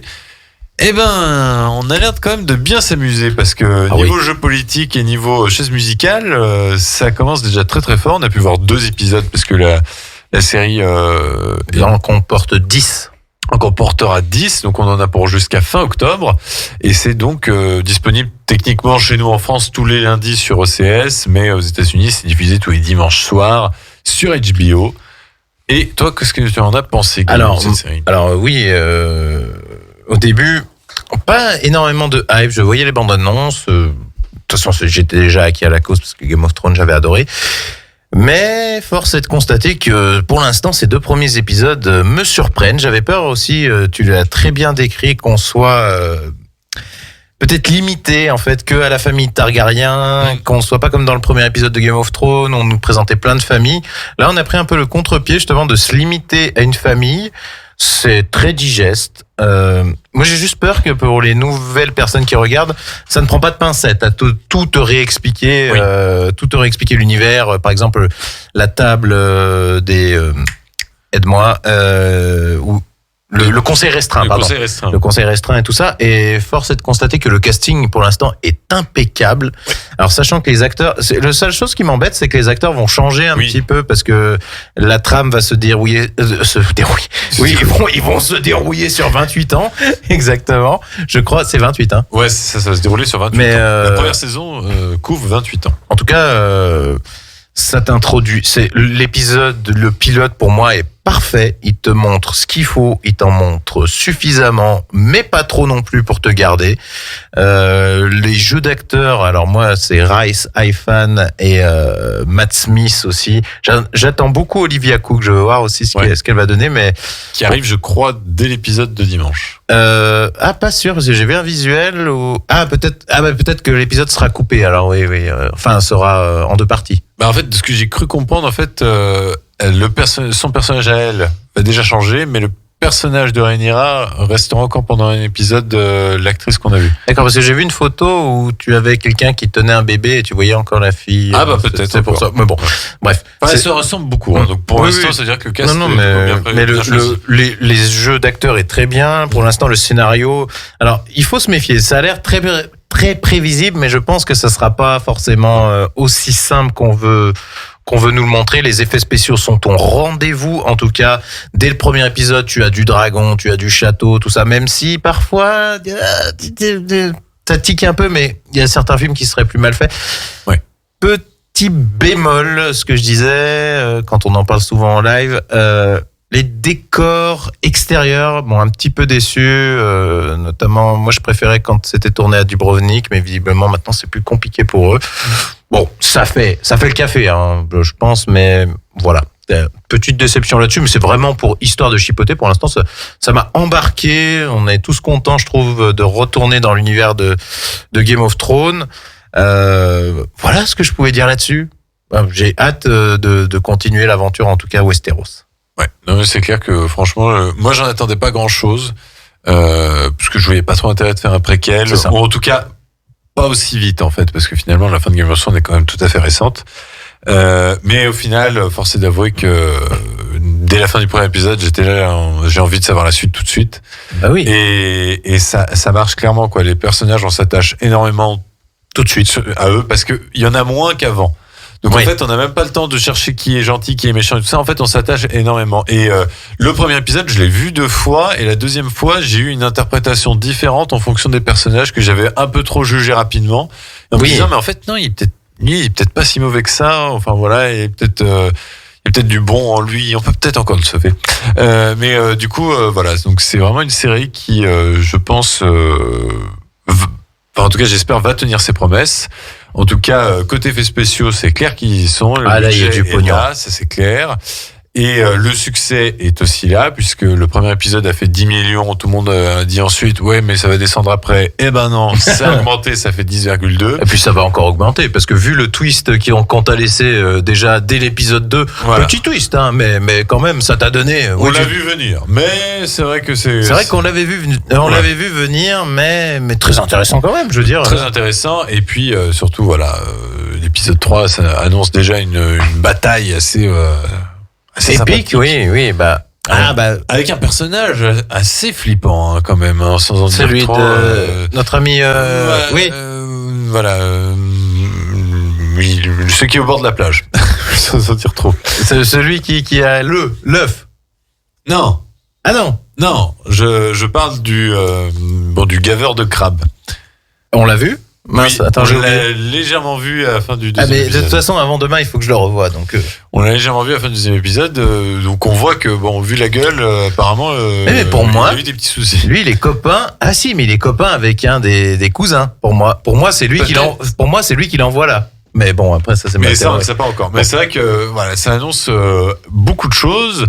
J'ai un peu peur du côté 28 ans en 10 épisodes, parce que déjà, entre l'épisode 1 et 2, il y a 6 mois. Oui. Et j'ai été un peu désappointé au début de l'épisode 2, où je me suis dit, putain, j'ai raté 2 épisodes. Limite, ouais. Il y a un peu cette impression-là. Et là, j'ai l'impression que l'épisode 3, on va avoir peut-être encore 1 an d'écart. Donc, j'espère que le rythme va quand même se tenir et qu'on n'aura pas l'impression de juste voir une sorte de best-of des meilleurs moments sur 28 ans de la vie des Targaryens, quoi. Et alors, il y a un truc qui me fait peur, c'est qu'il y a un des showrunners qui s'est sauvé déjà. Alors, Alors oui, parce que la série a déjà été renouvelée pour une saison 2. D'ailleurs, peut-être C'est qu'Elisabeth quoi le Olsen- showrunner dans le monde du cinéma? C'est dans la série. dans la série, oui, pardon, c'est quoi Mais c'est celui qui chapeaute toute une saison. C'est pas forcément celui qui réalise C'est l'épisode. pas le réalisateur. Non, c'est vraiment, c'est même plus important qu'un réalisateur. Les réalisateurs, ils sont là, on les prend, on les enlève. Par exemple, pour le Seigneur des Anneaux, on en parlera tout à l'heure. C'est très fonction. C'est Juan Antonio Bayona, quoi, qui est, en gros, t'imposes pas ta vision. Quand D'accord. c'est le showrunner qui impose sa vision. Je pense que le réalisateur a quand même quelques mots à dire sur certains trucs, mais voilà, très peu. Très peu. Et pour House of the Dragon, c'est Miguel Sapochnik qui du coup était l'un des showrunners de la saison 1, qui a réalisé l'épisode 1 et 2 d'ailleurs il me semble. Ah d'accord, je savais pas. Et qui a aussi réalisé un bon film que je vous conseille qui s'appelle Finch avec Tom Hanks. Qui était sorti sur Apple, qui était plutôt pas mal. Et puis il avait fait quelques épisodes de Game of Thrones aussi également. Je suis en train de chercher, il me semblait qu'il avait fait aussi un autre film. Et ben, il a fait Repomen, justement. Ah oui, que tu nous parlais tout à l'heure. Ouais. Et du coup, en fait, il y a déjà une saison 2 pour House of the Dragon, et tout simplement, j'ai l'impression que il y a un showrunner en moins, quoi. Mais comme ça arrive souvent, quoi. Et je suis tombé sur les critiques Allociné, je les ai pas trouvées si dithyrambiques, 3,1 sur 5 pour moi. C'est dithyrambique. Je l'avais ce mot-là.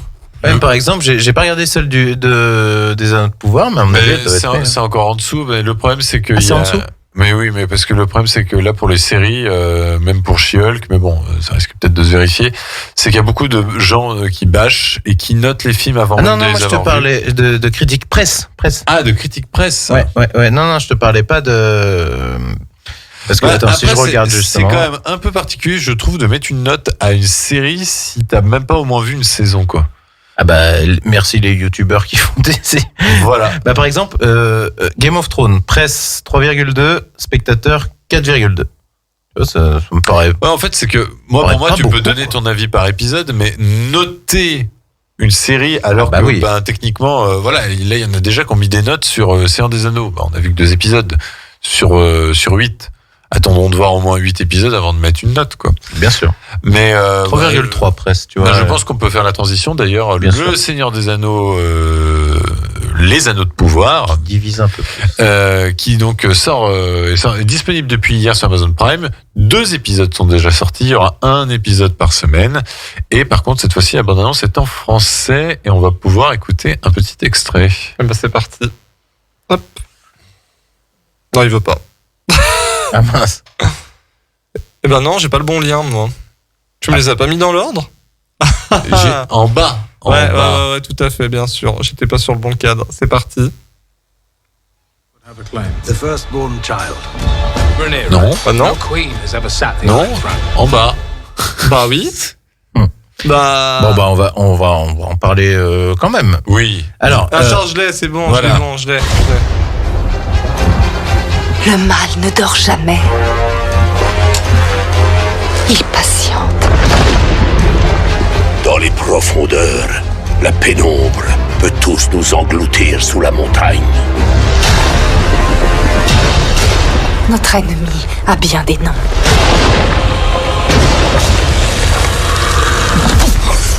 Tu as entendu parler de lui? Tu connais le nom de Sauron?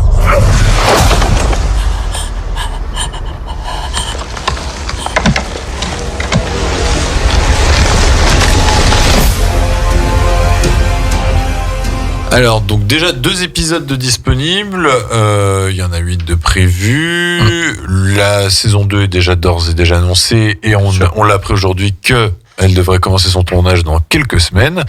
Ah oui, ils vont faire fort, ça veut dire qu'ils vont vraiment enchaîner.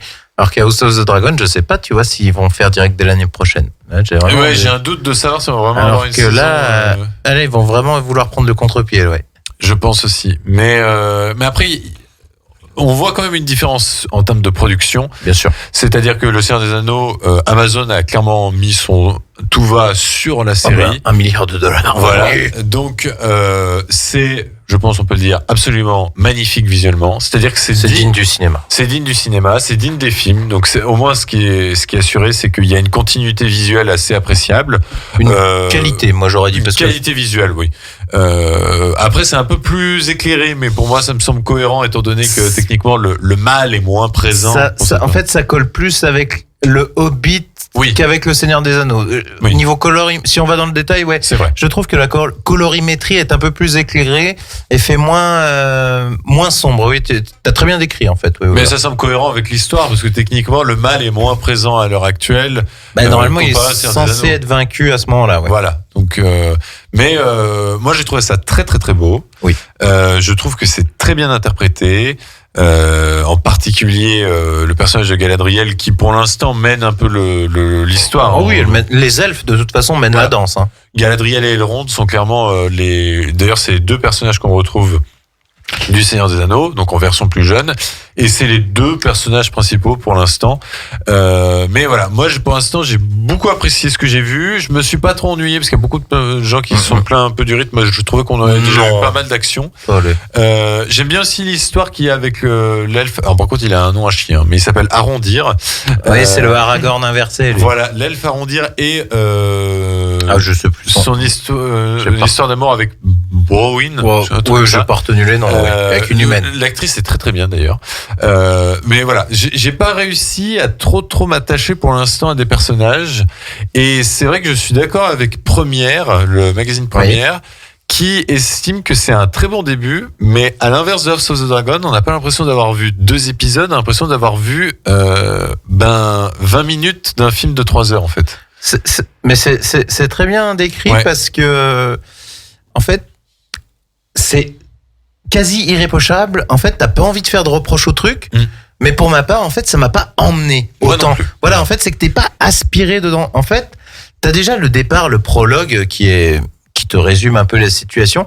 Et je me dis à ce moment-là, pourquoi avoir traité bon, ça on peut en parler que Sauron c'est l'antagoniste. Oui. Oui, pourquoi? Parce que c'est dans les 10. Pourquoi avoir recentré ça encore sur Sauron plutôt que Morgoth? Parce que tu vois, quand on t'annonce que les elfes ont quitté Valomir pour aller poursuivre Morgoth en Terre du Milieu, on te dit il y a une grosse bataille, mais on te dit pas Morgoth est mort. Et on te dit il y a Sauron. Tu vois, là j'ai trouvé ça un peu plus brouillon. Alors je me dis pourquoi on n'aurait pas fait une première saison avec la bataille contre Morgoth, ce genre de choses. Alors Morgoth, du coup, c'est le premier âge, du coup. C'est la fin du premier âge et le début du deuxième. Si là, ils veulent vraiment. Oui, sur le deuxième. Alors, à savoir qu'en plus la production est bâtarde parce que ça adapte le Silmarillion. Qui est c'est un recueil, hein, je crois. C'est un recueil de petites histoires. Et que Amazon n'a qu'en partie les droits du Seigneur des Anneaux, et uniquement du Seigneur des Anneaux, pas des Hobbits, et ils disent des ramifications qu'il y a, donc le Silmarillion ne sera pas adapté scrupuleusement, et normalement ce sera pas en plus sera indépendant de l'univers de Peter Jackson. C'est vraiment une réinterprétation, ça pour moi c'est un point positif. Mais ça a un peu de mal à t'embarquer. Alors est-ce que c'est parce que House of the Dragon est là et qu'il y a un côté plus réaliste, peut-être plus palpable, plus politique aussi, peut-être plus politique, ou plus proche de nous. Je pense peut-être que tu arrives plus à t'identifier au personnage de House of the Dragon que ici à Galadriel qui sont ou Elrond qui sont des elfes et des choses comme ça. C'est de la fantasy vraiment pure et dure sur les Seigneurs des Anneaux. Et un peu moins mature, faut reconnaître, quoi qu'il y a quand même, ça coupe quand même déjà des têtes, des choses comme ça. Mais en fait, il y a aussi un reproche, c'est le Seigneur des Anneaux. Moi, je trouve, ça faisait on filmait beaucoup les espaces, j'avais l'impression, en grand angle, les espaces, des fois la petitesse, tu vois, des personnages. Alors que là, en fait, de toute façon, c'était obligé que ça souffre la comparaison, parce que Game of Thrones, c'est déjà parti des séries télé. Enfin, c'était une série télé à la base, alors que là, on passe de cinéma aux séries. Et c'est vrai que parfois, le cadrage plus serré, avec des actions plus du quotidien de certaines personnes, en fait, c'est peut-être ça aussi qui te désarçonne. Tu te dis, en Terre du Milieu, en fait, je m'en foutais un peu, tu sais. On allait à l'essentiel, tu vois, c'était la communauté, c'était machin, on n'allait pas s'attarder sur des détails. Alors, peut-être que ça il faut peut-être un temps d'adaptation, je ne sais pas. Mais c'est vrai que pour l'instant, on a vraiment l'impression d'avoir vu 2 épisodes de la qualité d'un film. Parce que voilà, le rythme est quand même là, il y a des scènes d'action, les effets spéciaux sont dingues. Il y a aucun moment où j'étais gêné par un quelconque effet spéciaux. Et puis, je voulais revenir sur un point, mais voilà, je l'ai perdu. Mais en tout cas, je pense que c'est prometteur. Mais c'est peut-être plus une série pour le coup à binge-watcher que Game of Thrones est plus une série où on aime théoriser semaine après semaine. Voilà. Là, le Seigneur des Anneaux, j'ai l'impression que en fait, on n'ose rien dire parce qu'en fait, on n'a pas toutes les clés. Et puis il y en a peut-être pas autant de rebondissements que par exemple dans un Game of Thrones. Le problème de faire un préquel comme ça, c'est qu'il y a des personnages qui étaient déjà dans le Seigneur des Anneaux aussi. C'est qu'on sait que eux ne peuvent pas mourir. Bon, Galadriel et Elrond. Galadriel, Elrond, oui. Bon, Sauron. Oui. Enfin, Sauron, on le voit mourir techniquement. Enfin, d'une certaine manière, on le voit dans la communauté de l'anneau. Il est absent. Voilà. Oui, il est là, il fait avec son œil, mais bon. Après, intéressant à voir, mais à confirmer, on va dire. Voilà. Mais voilà, j'ai retrouvé ce que je veux dire, c'est que c'est une réinterprétation, mais en même temps, ça fonctionne aussi totalement comme un préquel de l'univers de Peter Jackson. Pour l'instant, il n'y a rien d'incohérent avec ce qu'a raconté Peter Jackson. Tu es en terrain connu. Voilà. Ce n'est peut-être pas la même forme, mais le fond est le même et tu es en terrain connu, quoi. Quoique tu découvres quand même, là, un truc appréciable, c'était quand même qu'on découvre des endroits qu'on ne connaissait pas. Oui, c'est vrai. C'est vrai. Voilà. Donc, à voir, je trouve quand même. C'est prometteur. De grande qualité, c'est comparé à ce qu'on nous propose chez Hulk. Oui. Voilà. Eh ben, tout à fait. Eh ben, on se retrouve dans quelques instants pour la dernière partie de l'émission. On va vous parler cinéma cette fois. Et puis tout de suite, c'est Victoria Sio avec Antalya. Merci les garçons. 120 minutes actu. 2 heures interactives pour parler culture et actu avec Corentin et son équipe. Et de retour sur 120 minutes Actu. Merci à vous d'être avec nous sur radiograndlac.com, le 92.fm. On est en direct, il est 22h16. Il est très ému ce soir. On est très ému. Et puis on va parler cinéma maintenant et les sorties qu'il y a eu. Les sorties qu'il y a eu, puis je vais faire un petit point avant sur les sorties qu'on a eues cet été et qui sont encore disponibles dans nos cinémas aixois. On va donc faire un point sur les films qui sont disponibles aux Toiles du Lac avec en premier. Super cinéma, incroyable. N'est-ce pas? Ouais, le contrôleur est génial. Ouais. Il y a un employé qui est super sympa. Donc première sortie, je sais pas de quoi. Beast, donc de Balthazar Kormakour. Beast avec Idriss Elba. Non, pas besoin de mettre de bande-annonce. Des frissons garantis, un rythme assez efficace et une immersion appuyée par de nombreux plans séquences permettent de compenser un scénario simple et assez exagéré. C'est tout ce que le film offre et en même temps on n'en demande pas plus. Un divertissement honnête avec Idriss Elba. Vous approuvez autour de la table? Ah bah nous on avait découvert via l'émission, la bande-annonce dans l'émission de Megamax. Ça avait l'air d'être... Hein? N'est-ce pas? Oui, et ça avait l'air d'être une grosse daube. Et elle a, donc aucune attente. Et j'en ressors... bonne surprise, en fait, j'ai été agréablement diverti. C'est vachement bien filmé. Il y a quand même des bons rebondissements, un petit ventre mou à un moment, mais les effets spéciaux sont corrects. Le récit se tient bien, la prestation d'acteurs. En fait, on a très peu de reproches à faire à ce film, même si on est bien conscient que c'est pas le film de l'année non plus. On n'en demandait pas tant. Mais on n'en demandait pas autant. Voilà. Très correct. Ça passe. Non, mais je réagirai pas sur ce film, je réagirai sur d'autres, comme ça on gagne du. 3 000 ans à t'attendre de George Miller, encore un petit bijou signé George Miller où il questionne la puissance des histoires et la fascination qu'elles nous apportent par leur poésie et leur morale. Dommage que la dernière partie soit moins convaincante et moins envoûtante. À voir et à noter une bande originale absolument magnifique. Je crois qu'il n'y a que Corentin qui l'a vu autour de cette table. Ah, tu l'as pas vu? Ah non, parce que le cinéma Gaumont, Pâté, Chambéry n'ont pas daigné le diffuser. Vu que j'ai une carte chez eux, j'avais pas envie d'aller à l'Astrée. Rattrape-le. Eh ben oui, on parle de cette musique. Oui.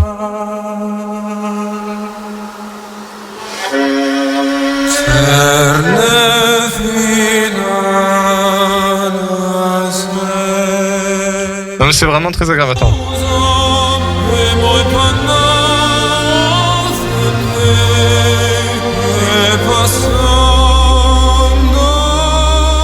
C'est qu'à un moment donné, c'était toi qui commençais à chanter dans le micro. C'est toi qui m'as dit que c'était le fils de... Ben en fait, c'est qu'on croit que... Moi, je suis sorti de la salle en disant mais Andrea Bocelli, il a encore du coffre. Et non, c'est Matteo Bocelli, son fils de 24 ans. Ah bah, il a du coffre. Hein, puis il a exactement la même voix que le père, donc la relève est assurée.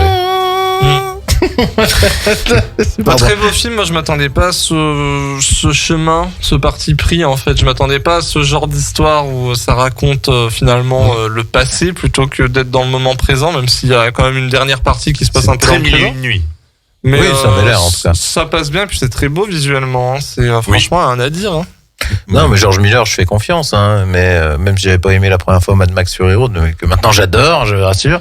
Mais très déçu de la programmation des cinémas Gaumont-Pâté-Chambéry. Si vous nous écoutez, merci. Mais il est disponible au Tour du Lac et au Victoria. Voilà. Si vous voulez le voir en VO. Chambéry avait Aix-les-Bains était plus malin.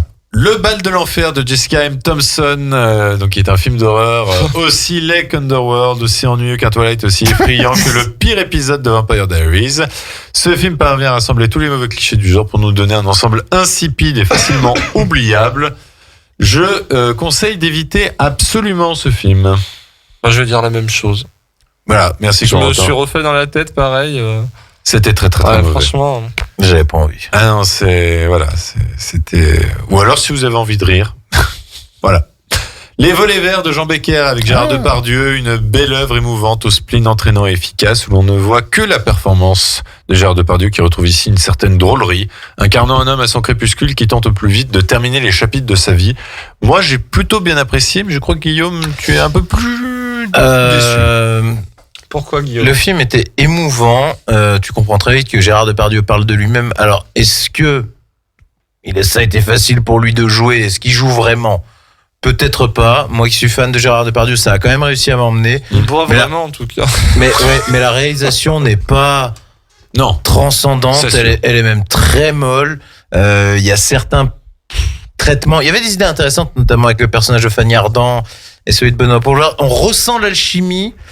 Et par exemple, la relation avec Fanny Ardant, elle aurait dû être beaucoup plus développée, à mon sens. Alors, il faut aussi quand même rappeler que Jean Becker, donc le réalisateur, 89 ans. Donc en fait, ce qui explique un peu cela, que ce soit un peu mou du genou. Voilà, c'est pas du Clint, hein. Voilà. Non, mais ce que je veux dire, c'est que ça fait presque téléfilm en fait. C'est vrai. Mais force est de constater. Par contre, si t'es pas, ce que je disais dans ma vidéo critique, c'est que si t'aimes pas Gérard Depardieu, tu trouves que c'est un ignoble porc. Faut pas y aller. Faut absolument pas y aller. Faut pas y foutre les pieds, oui.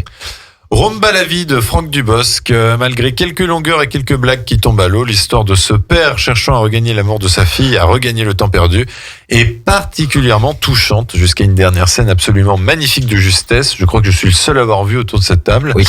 Mais je vous le conseille. La chanson de Simone à la fin que j'aime bien. Elle est très oui, tous les deux. Elle est magnifique cette chanson et surtout la bande originale est très bonne. Il y a un thème sur du coup lui et sa fille qui est magnifique et je vous conseille du coup Rumba la vie, mais aussi sa première réalisation Tout le monde debout que j'ai découvert récemment et qui est également une excellente surprise. Donc voilà, Franck Dubosc qui est pour moi bien meilleur réalisateur et acteur que humoriste, mais voilà. Acteur bon. En tout cas, dans ses réalisations, il sait bien se mettre en scène. Tant mieux. Esther 2, les origines de William Brett Bell. D'une laideur sans nom et d'une mise en scène fade, ce préquel à l'introduction ennuyeuse gagne en intérêt dans sa seconde partie qui prend un contre-pied amusant, mais hélas très souvent ridicule et surtout jamais effrayant. J'ai trouvé ce préquel franchement dispensable. Qu'en penses-tu ? Alors, peut-être qu'il fallait pas le sortir au cinéma, parce que c'est vrai que payer aussi cher pour voir une réal pareille, c'est peut-être pas ouf, mais après, au niveau c'est sympa de la retrouver. Faut juste faire abstraction de ce côté un petit peu bizarre d'avoir voulu faire un préquel 13 ans après avec la même actrice qui a pris 13 ans, en fait. C'est ça. Mais mine de rien, par contre, ce qu'on peut souligner, c'est qu'ils ont réussi à rendre le truc à peu près crédible, sans spécialement faire d'effets spéciaux. Parce que c'est tout justement des jeux de caméra, des angles et compagnie, l'actrice qui jouait sa mère, elle avait des talons compensés de je sais pas combien de centimètres pour justement à des moments faire une taille différente. Enfin, moi je trouve que là-dessus c'est bien parce que des fois tu vois qu'il y a des films qui veulent faire des effets comme ça, ils payent je sais pas combien, alors des fois il suffirait juste de jouer un petit peu avec la caméra. Dis donc, c'est la première fois que je fais une intervention aussi bonne. Ouais. C'est très bien, on voit que ça t'intéresse. C'est mes études d'audiovisuel, ça. Ah ouais, non mais à poursuivre. En italien, tout ça, tu comprends. Très rapidement, on conseillera aussi Là où chantent les écrevisses. Très rapidement. Un très beau film. Non, mais très rapidement parce que je vois que le temps file et qu'on a quand même les sorties de la semaine à parler. Très très bon film. Très bon film. Bullet Train, si vous voulez drôle. du cinéma d'actionneur, à la rigueur, ça passe. C'est ça. Très bien, c'est rigolo. C'est vraiment, ça passe, quoi. Crypto, les super animaux, faut vraiment pas être très regardant, mais moi personnellement ça m'a pas trop fait rire. Mais toi, Mais, t'aimes pas les dessins animés. c'est clairement pour les enfants. Nope, bon, on n'est plus présent en salle, mais c'est un film qu'on vous conseille Ah, ça, à oui. découvrir. Oui. Très intriguant, mais un peu long. Ce nouveau film d'horreur de Jordan Peele dispose d'un très bel élan marqué par des plans forts instantanément inoubliables, un casting impeccable et de nombreuses lectures, dont un message sur l'Hollywood actuel assez pertinent. À noter que vous pouvez encore retrouver Thor, Love and Thunder, Les Mignons 2 et Top Gun Maverick, mais on en a déjà parlé. Côté cinéma Victoria, vous pouvez retrouver La Nuit du 12 de Dominique Moll, qui est un excellent thriller tourné dans les environs, que moi je vous conseille, j'ai vraiment adoré de bout en bout, parce qu'on suit la procédure d'une enquête du début jusqu'à la fin. Leila et ses frères aussi, que j'avais raté à Cannes et que j'ai pu redécouvrir la semaine dernière, qui est un bon film. Alors faut pas aller jusqu'à la comparaison avec Le Parrain, parce que là les gens, faut arrêter un peu la drogue. C'est un très très bon film. Est-ce que c'est un chef-d'œuvre ? Le temps en dira. Ils ne sont plus disponibles, mais j'aimerais aussi dire que Victoria cet été, on a pu voir 2 bons films, Les Nuits de Mashhad d'Ali Abazi, qui était un excellent thriller, et aussi Asbestas avec Marina Foïs on en a parlé, ouais. et Denis Ménochet, qui était vraiment assez insoutenable et très très bon. Les sorties de la semaine: Everything Everywhere All at Once de Dan Kwan et Daniel Scheinert, avec Michelle Yeoh, Jamie Lee Curtis, Ke-Huy Kwan. Eh oui. Le mari, et c'est qui ? C'est 2001 dans Indiana Jones, c'est le Temple maudit. J'étais impressionné de le revoir. Et il se bat ? Et il se bat comme un malade. Ah putain, mais en plus il est coordinateur de cascade, je crois, son vrai métier. C'est génial. Alors l'histoire, Evelyn Wang est à bout, elle ne comprend plus sa famille, son travail, et croule sous les impôts. Soudain, elle se retrouve plongée dans le multivers, des mondes parallèles où elle explore toutes les vies qu'elle aurait pu mener face à des forces obscures. Elle seule peut sauver le monde, mais aussi préserver la chose la plus précieuse, sa famille. Autre univers, et je suis ici parce qu'on a besoin de toi, Evelyn. Je suis très occupée aujourd'hui. J'ai pas le temps pour ces bêtises. Dans le multivers, j'ai vu des milliers d'Evelyn avant toi. Tu peux accéder à leur mémoire, leurs émotions et même leurs aptitudes.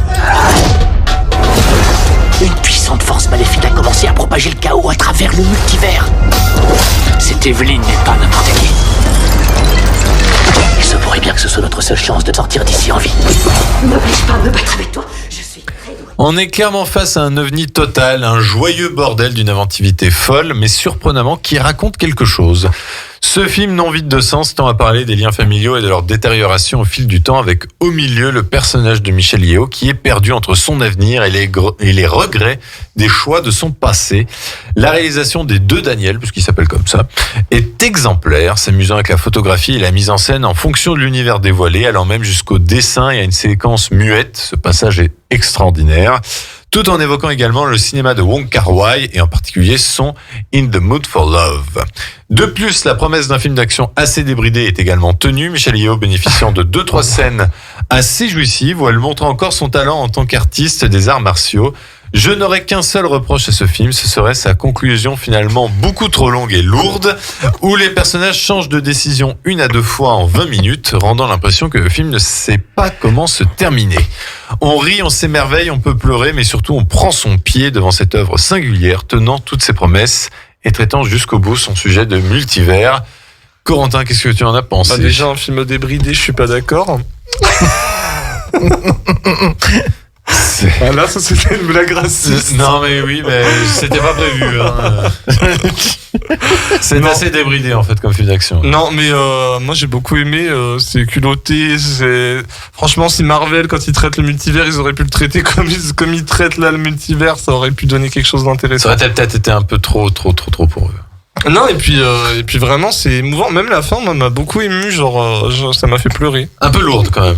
J'ai retrouvé c'est ce que je disais, la conclusion un peu lourdingue, mais bon.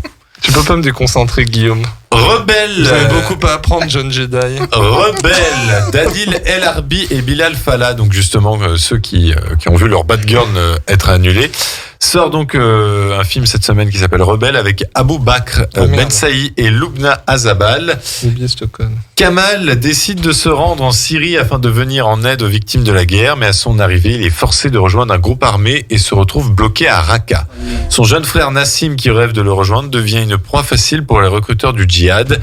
Leïla, leur mère, tente alors de protéger son plus jeune fils. On va dire exactement, tu vois, parce que là c'est une zone de guerre là-bas.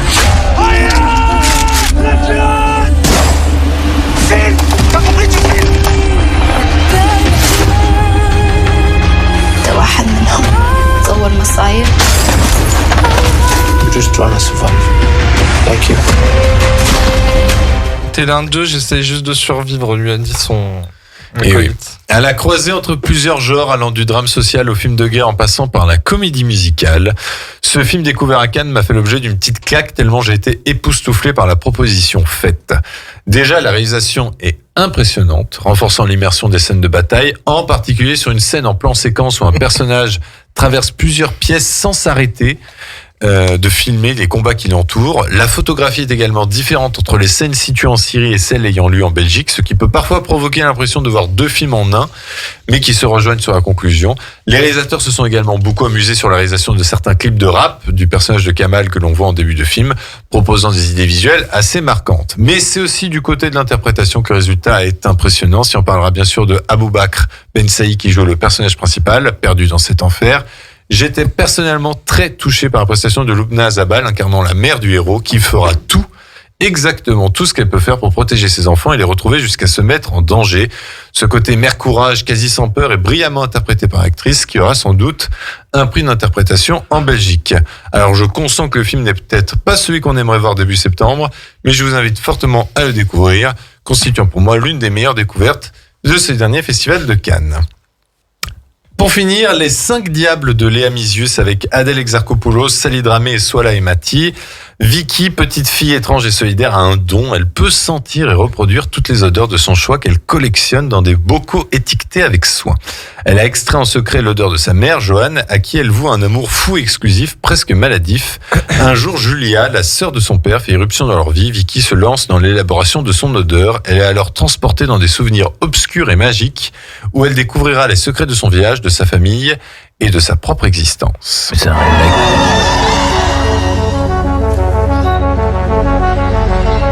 Vicky, c'est un dire au revoir à ton père. Au revoir. Tu sens quoi? Pas grand-chose. Le champignon. Et puis il y a aussi l'odeur de l'animal qui l'a mangé. Ferme les yeux. On dirait qui sent la piscine. Et aussi un peu le café.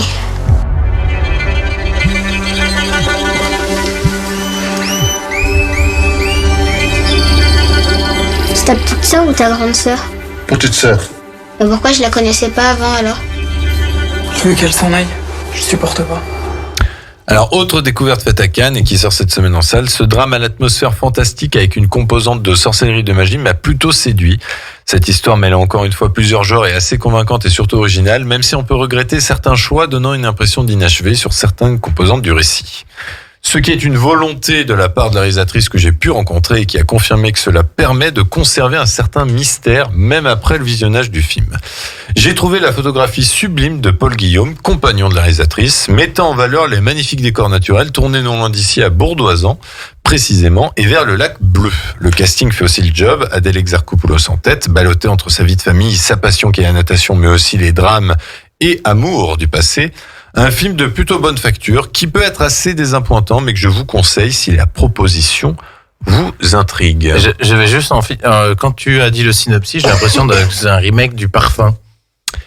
C'est un remake du Parfum, mais enfin, disons que non, c'est juste quelqu'un qui a un pouvoir, qui a du nez, quoi. Oui, mais c'est comme le Parfum aussi. Il y a moins de meurtres. Bon, d'accord, ok. Il y a moins, t'as dit. C'est pas qu'il y a pas. Non, il y a pas de meurtre. Ah bon. Voilà. C'est pas le propos du film. On vole pas les odeurs, quoi. Non. La semaine prochaine, gros programme. Je vous parlerai de Compromat de Jérôme Salle avec Gilles Lelouch, de Revoir Paris d'Alice Vinocourt que je vous conseille d'ores et déjà. Nous parlons aussi du Visiteur du futur, de l'adaptation donc de cette fameuse web-série. Nous évoquerons la version longue de Spider-Man No Way Home Et nous parlerons de Pinocchio, l'adaptation live Disney signée Robert Zemeckis avec Tom Hanks et qui sortira sur Disney+. Très bien, merci Kevin, merci Guillaume pour ce soir. 120 minutes actu, c'est fini pour aujourd'hui. On est en direct comme d'hab et on se retrouve samedi prochain pour une nouvelle émission en direct avec peut-être les filles, enfin certaines, je ne sais pas, peut-être Léa. Bah non, du tout. Non, on sera toujours tout le temps 3 la semaine prochaine. Il faut voir si le pédalo se répare ou pas. Donc en tout cas, on vous souhaite une bonne soirée. Faites attention à vous et puis on se dit à la semaine prochaine pour un nouvel épisode de 120 minutes actu. Bonne soirée à tous. Ciao, ciao. Bonne soirée.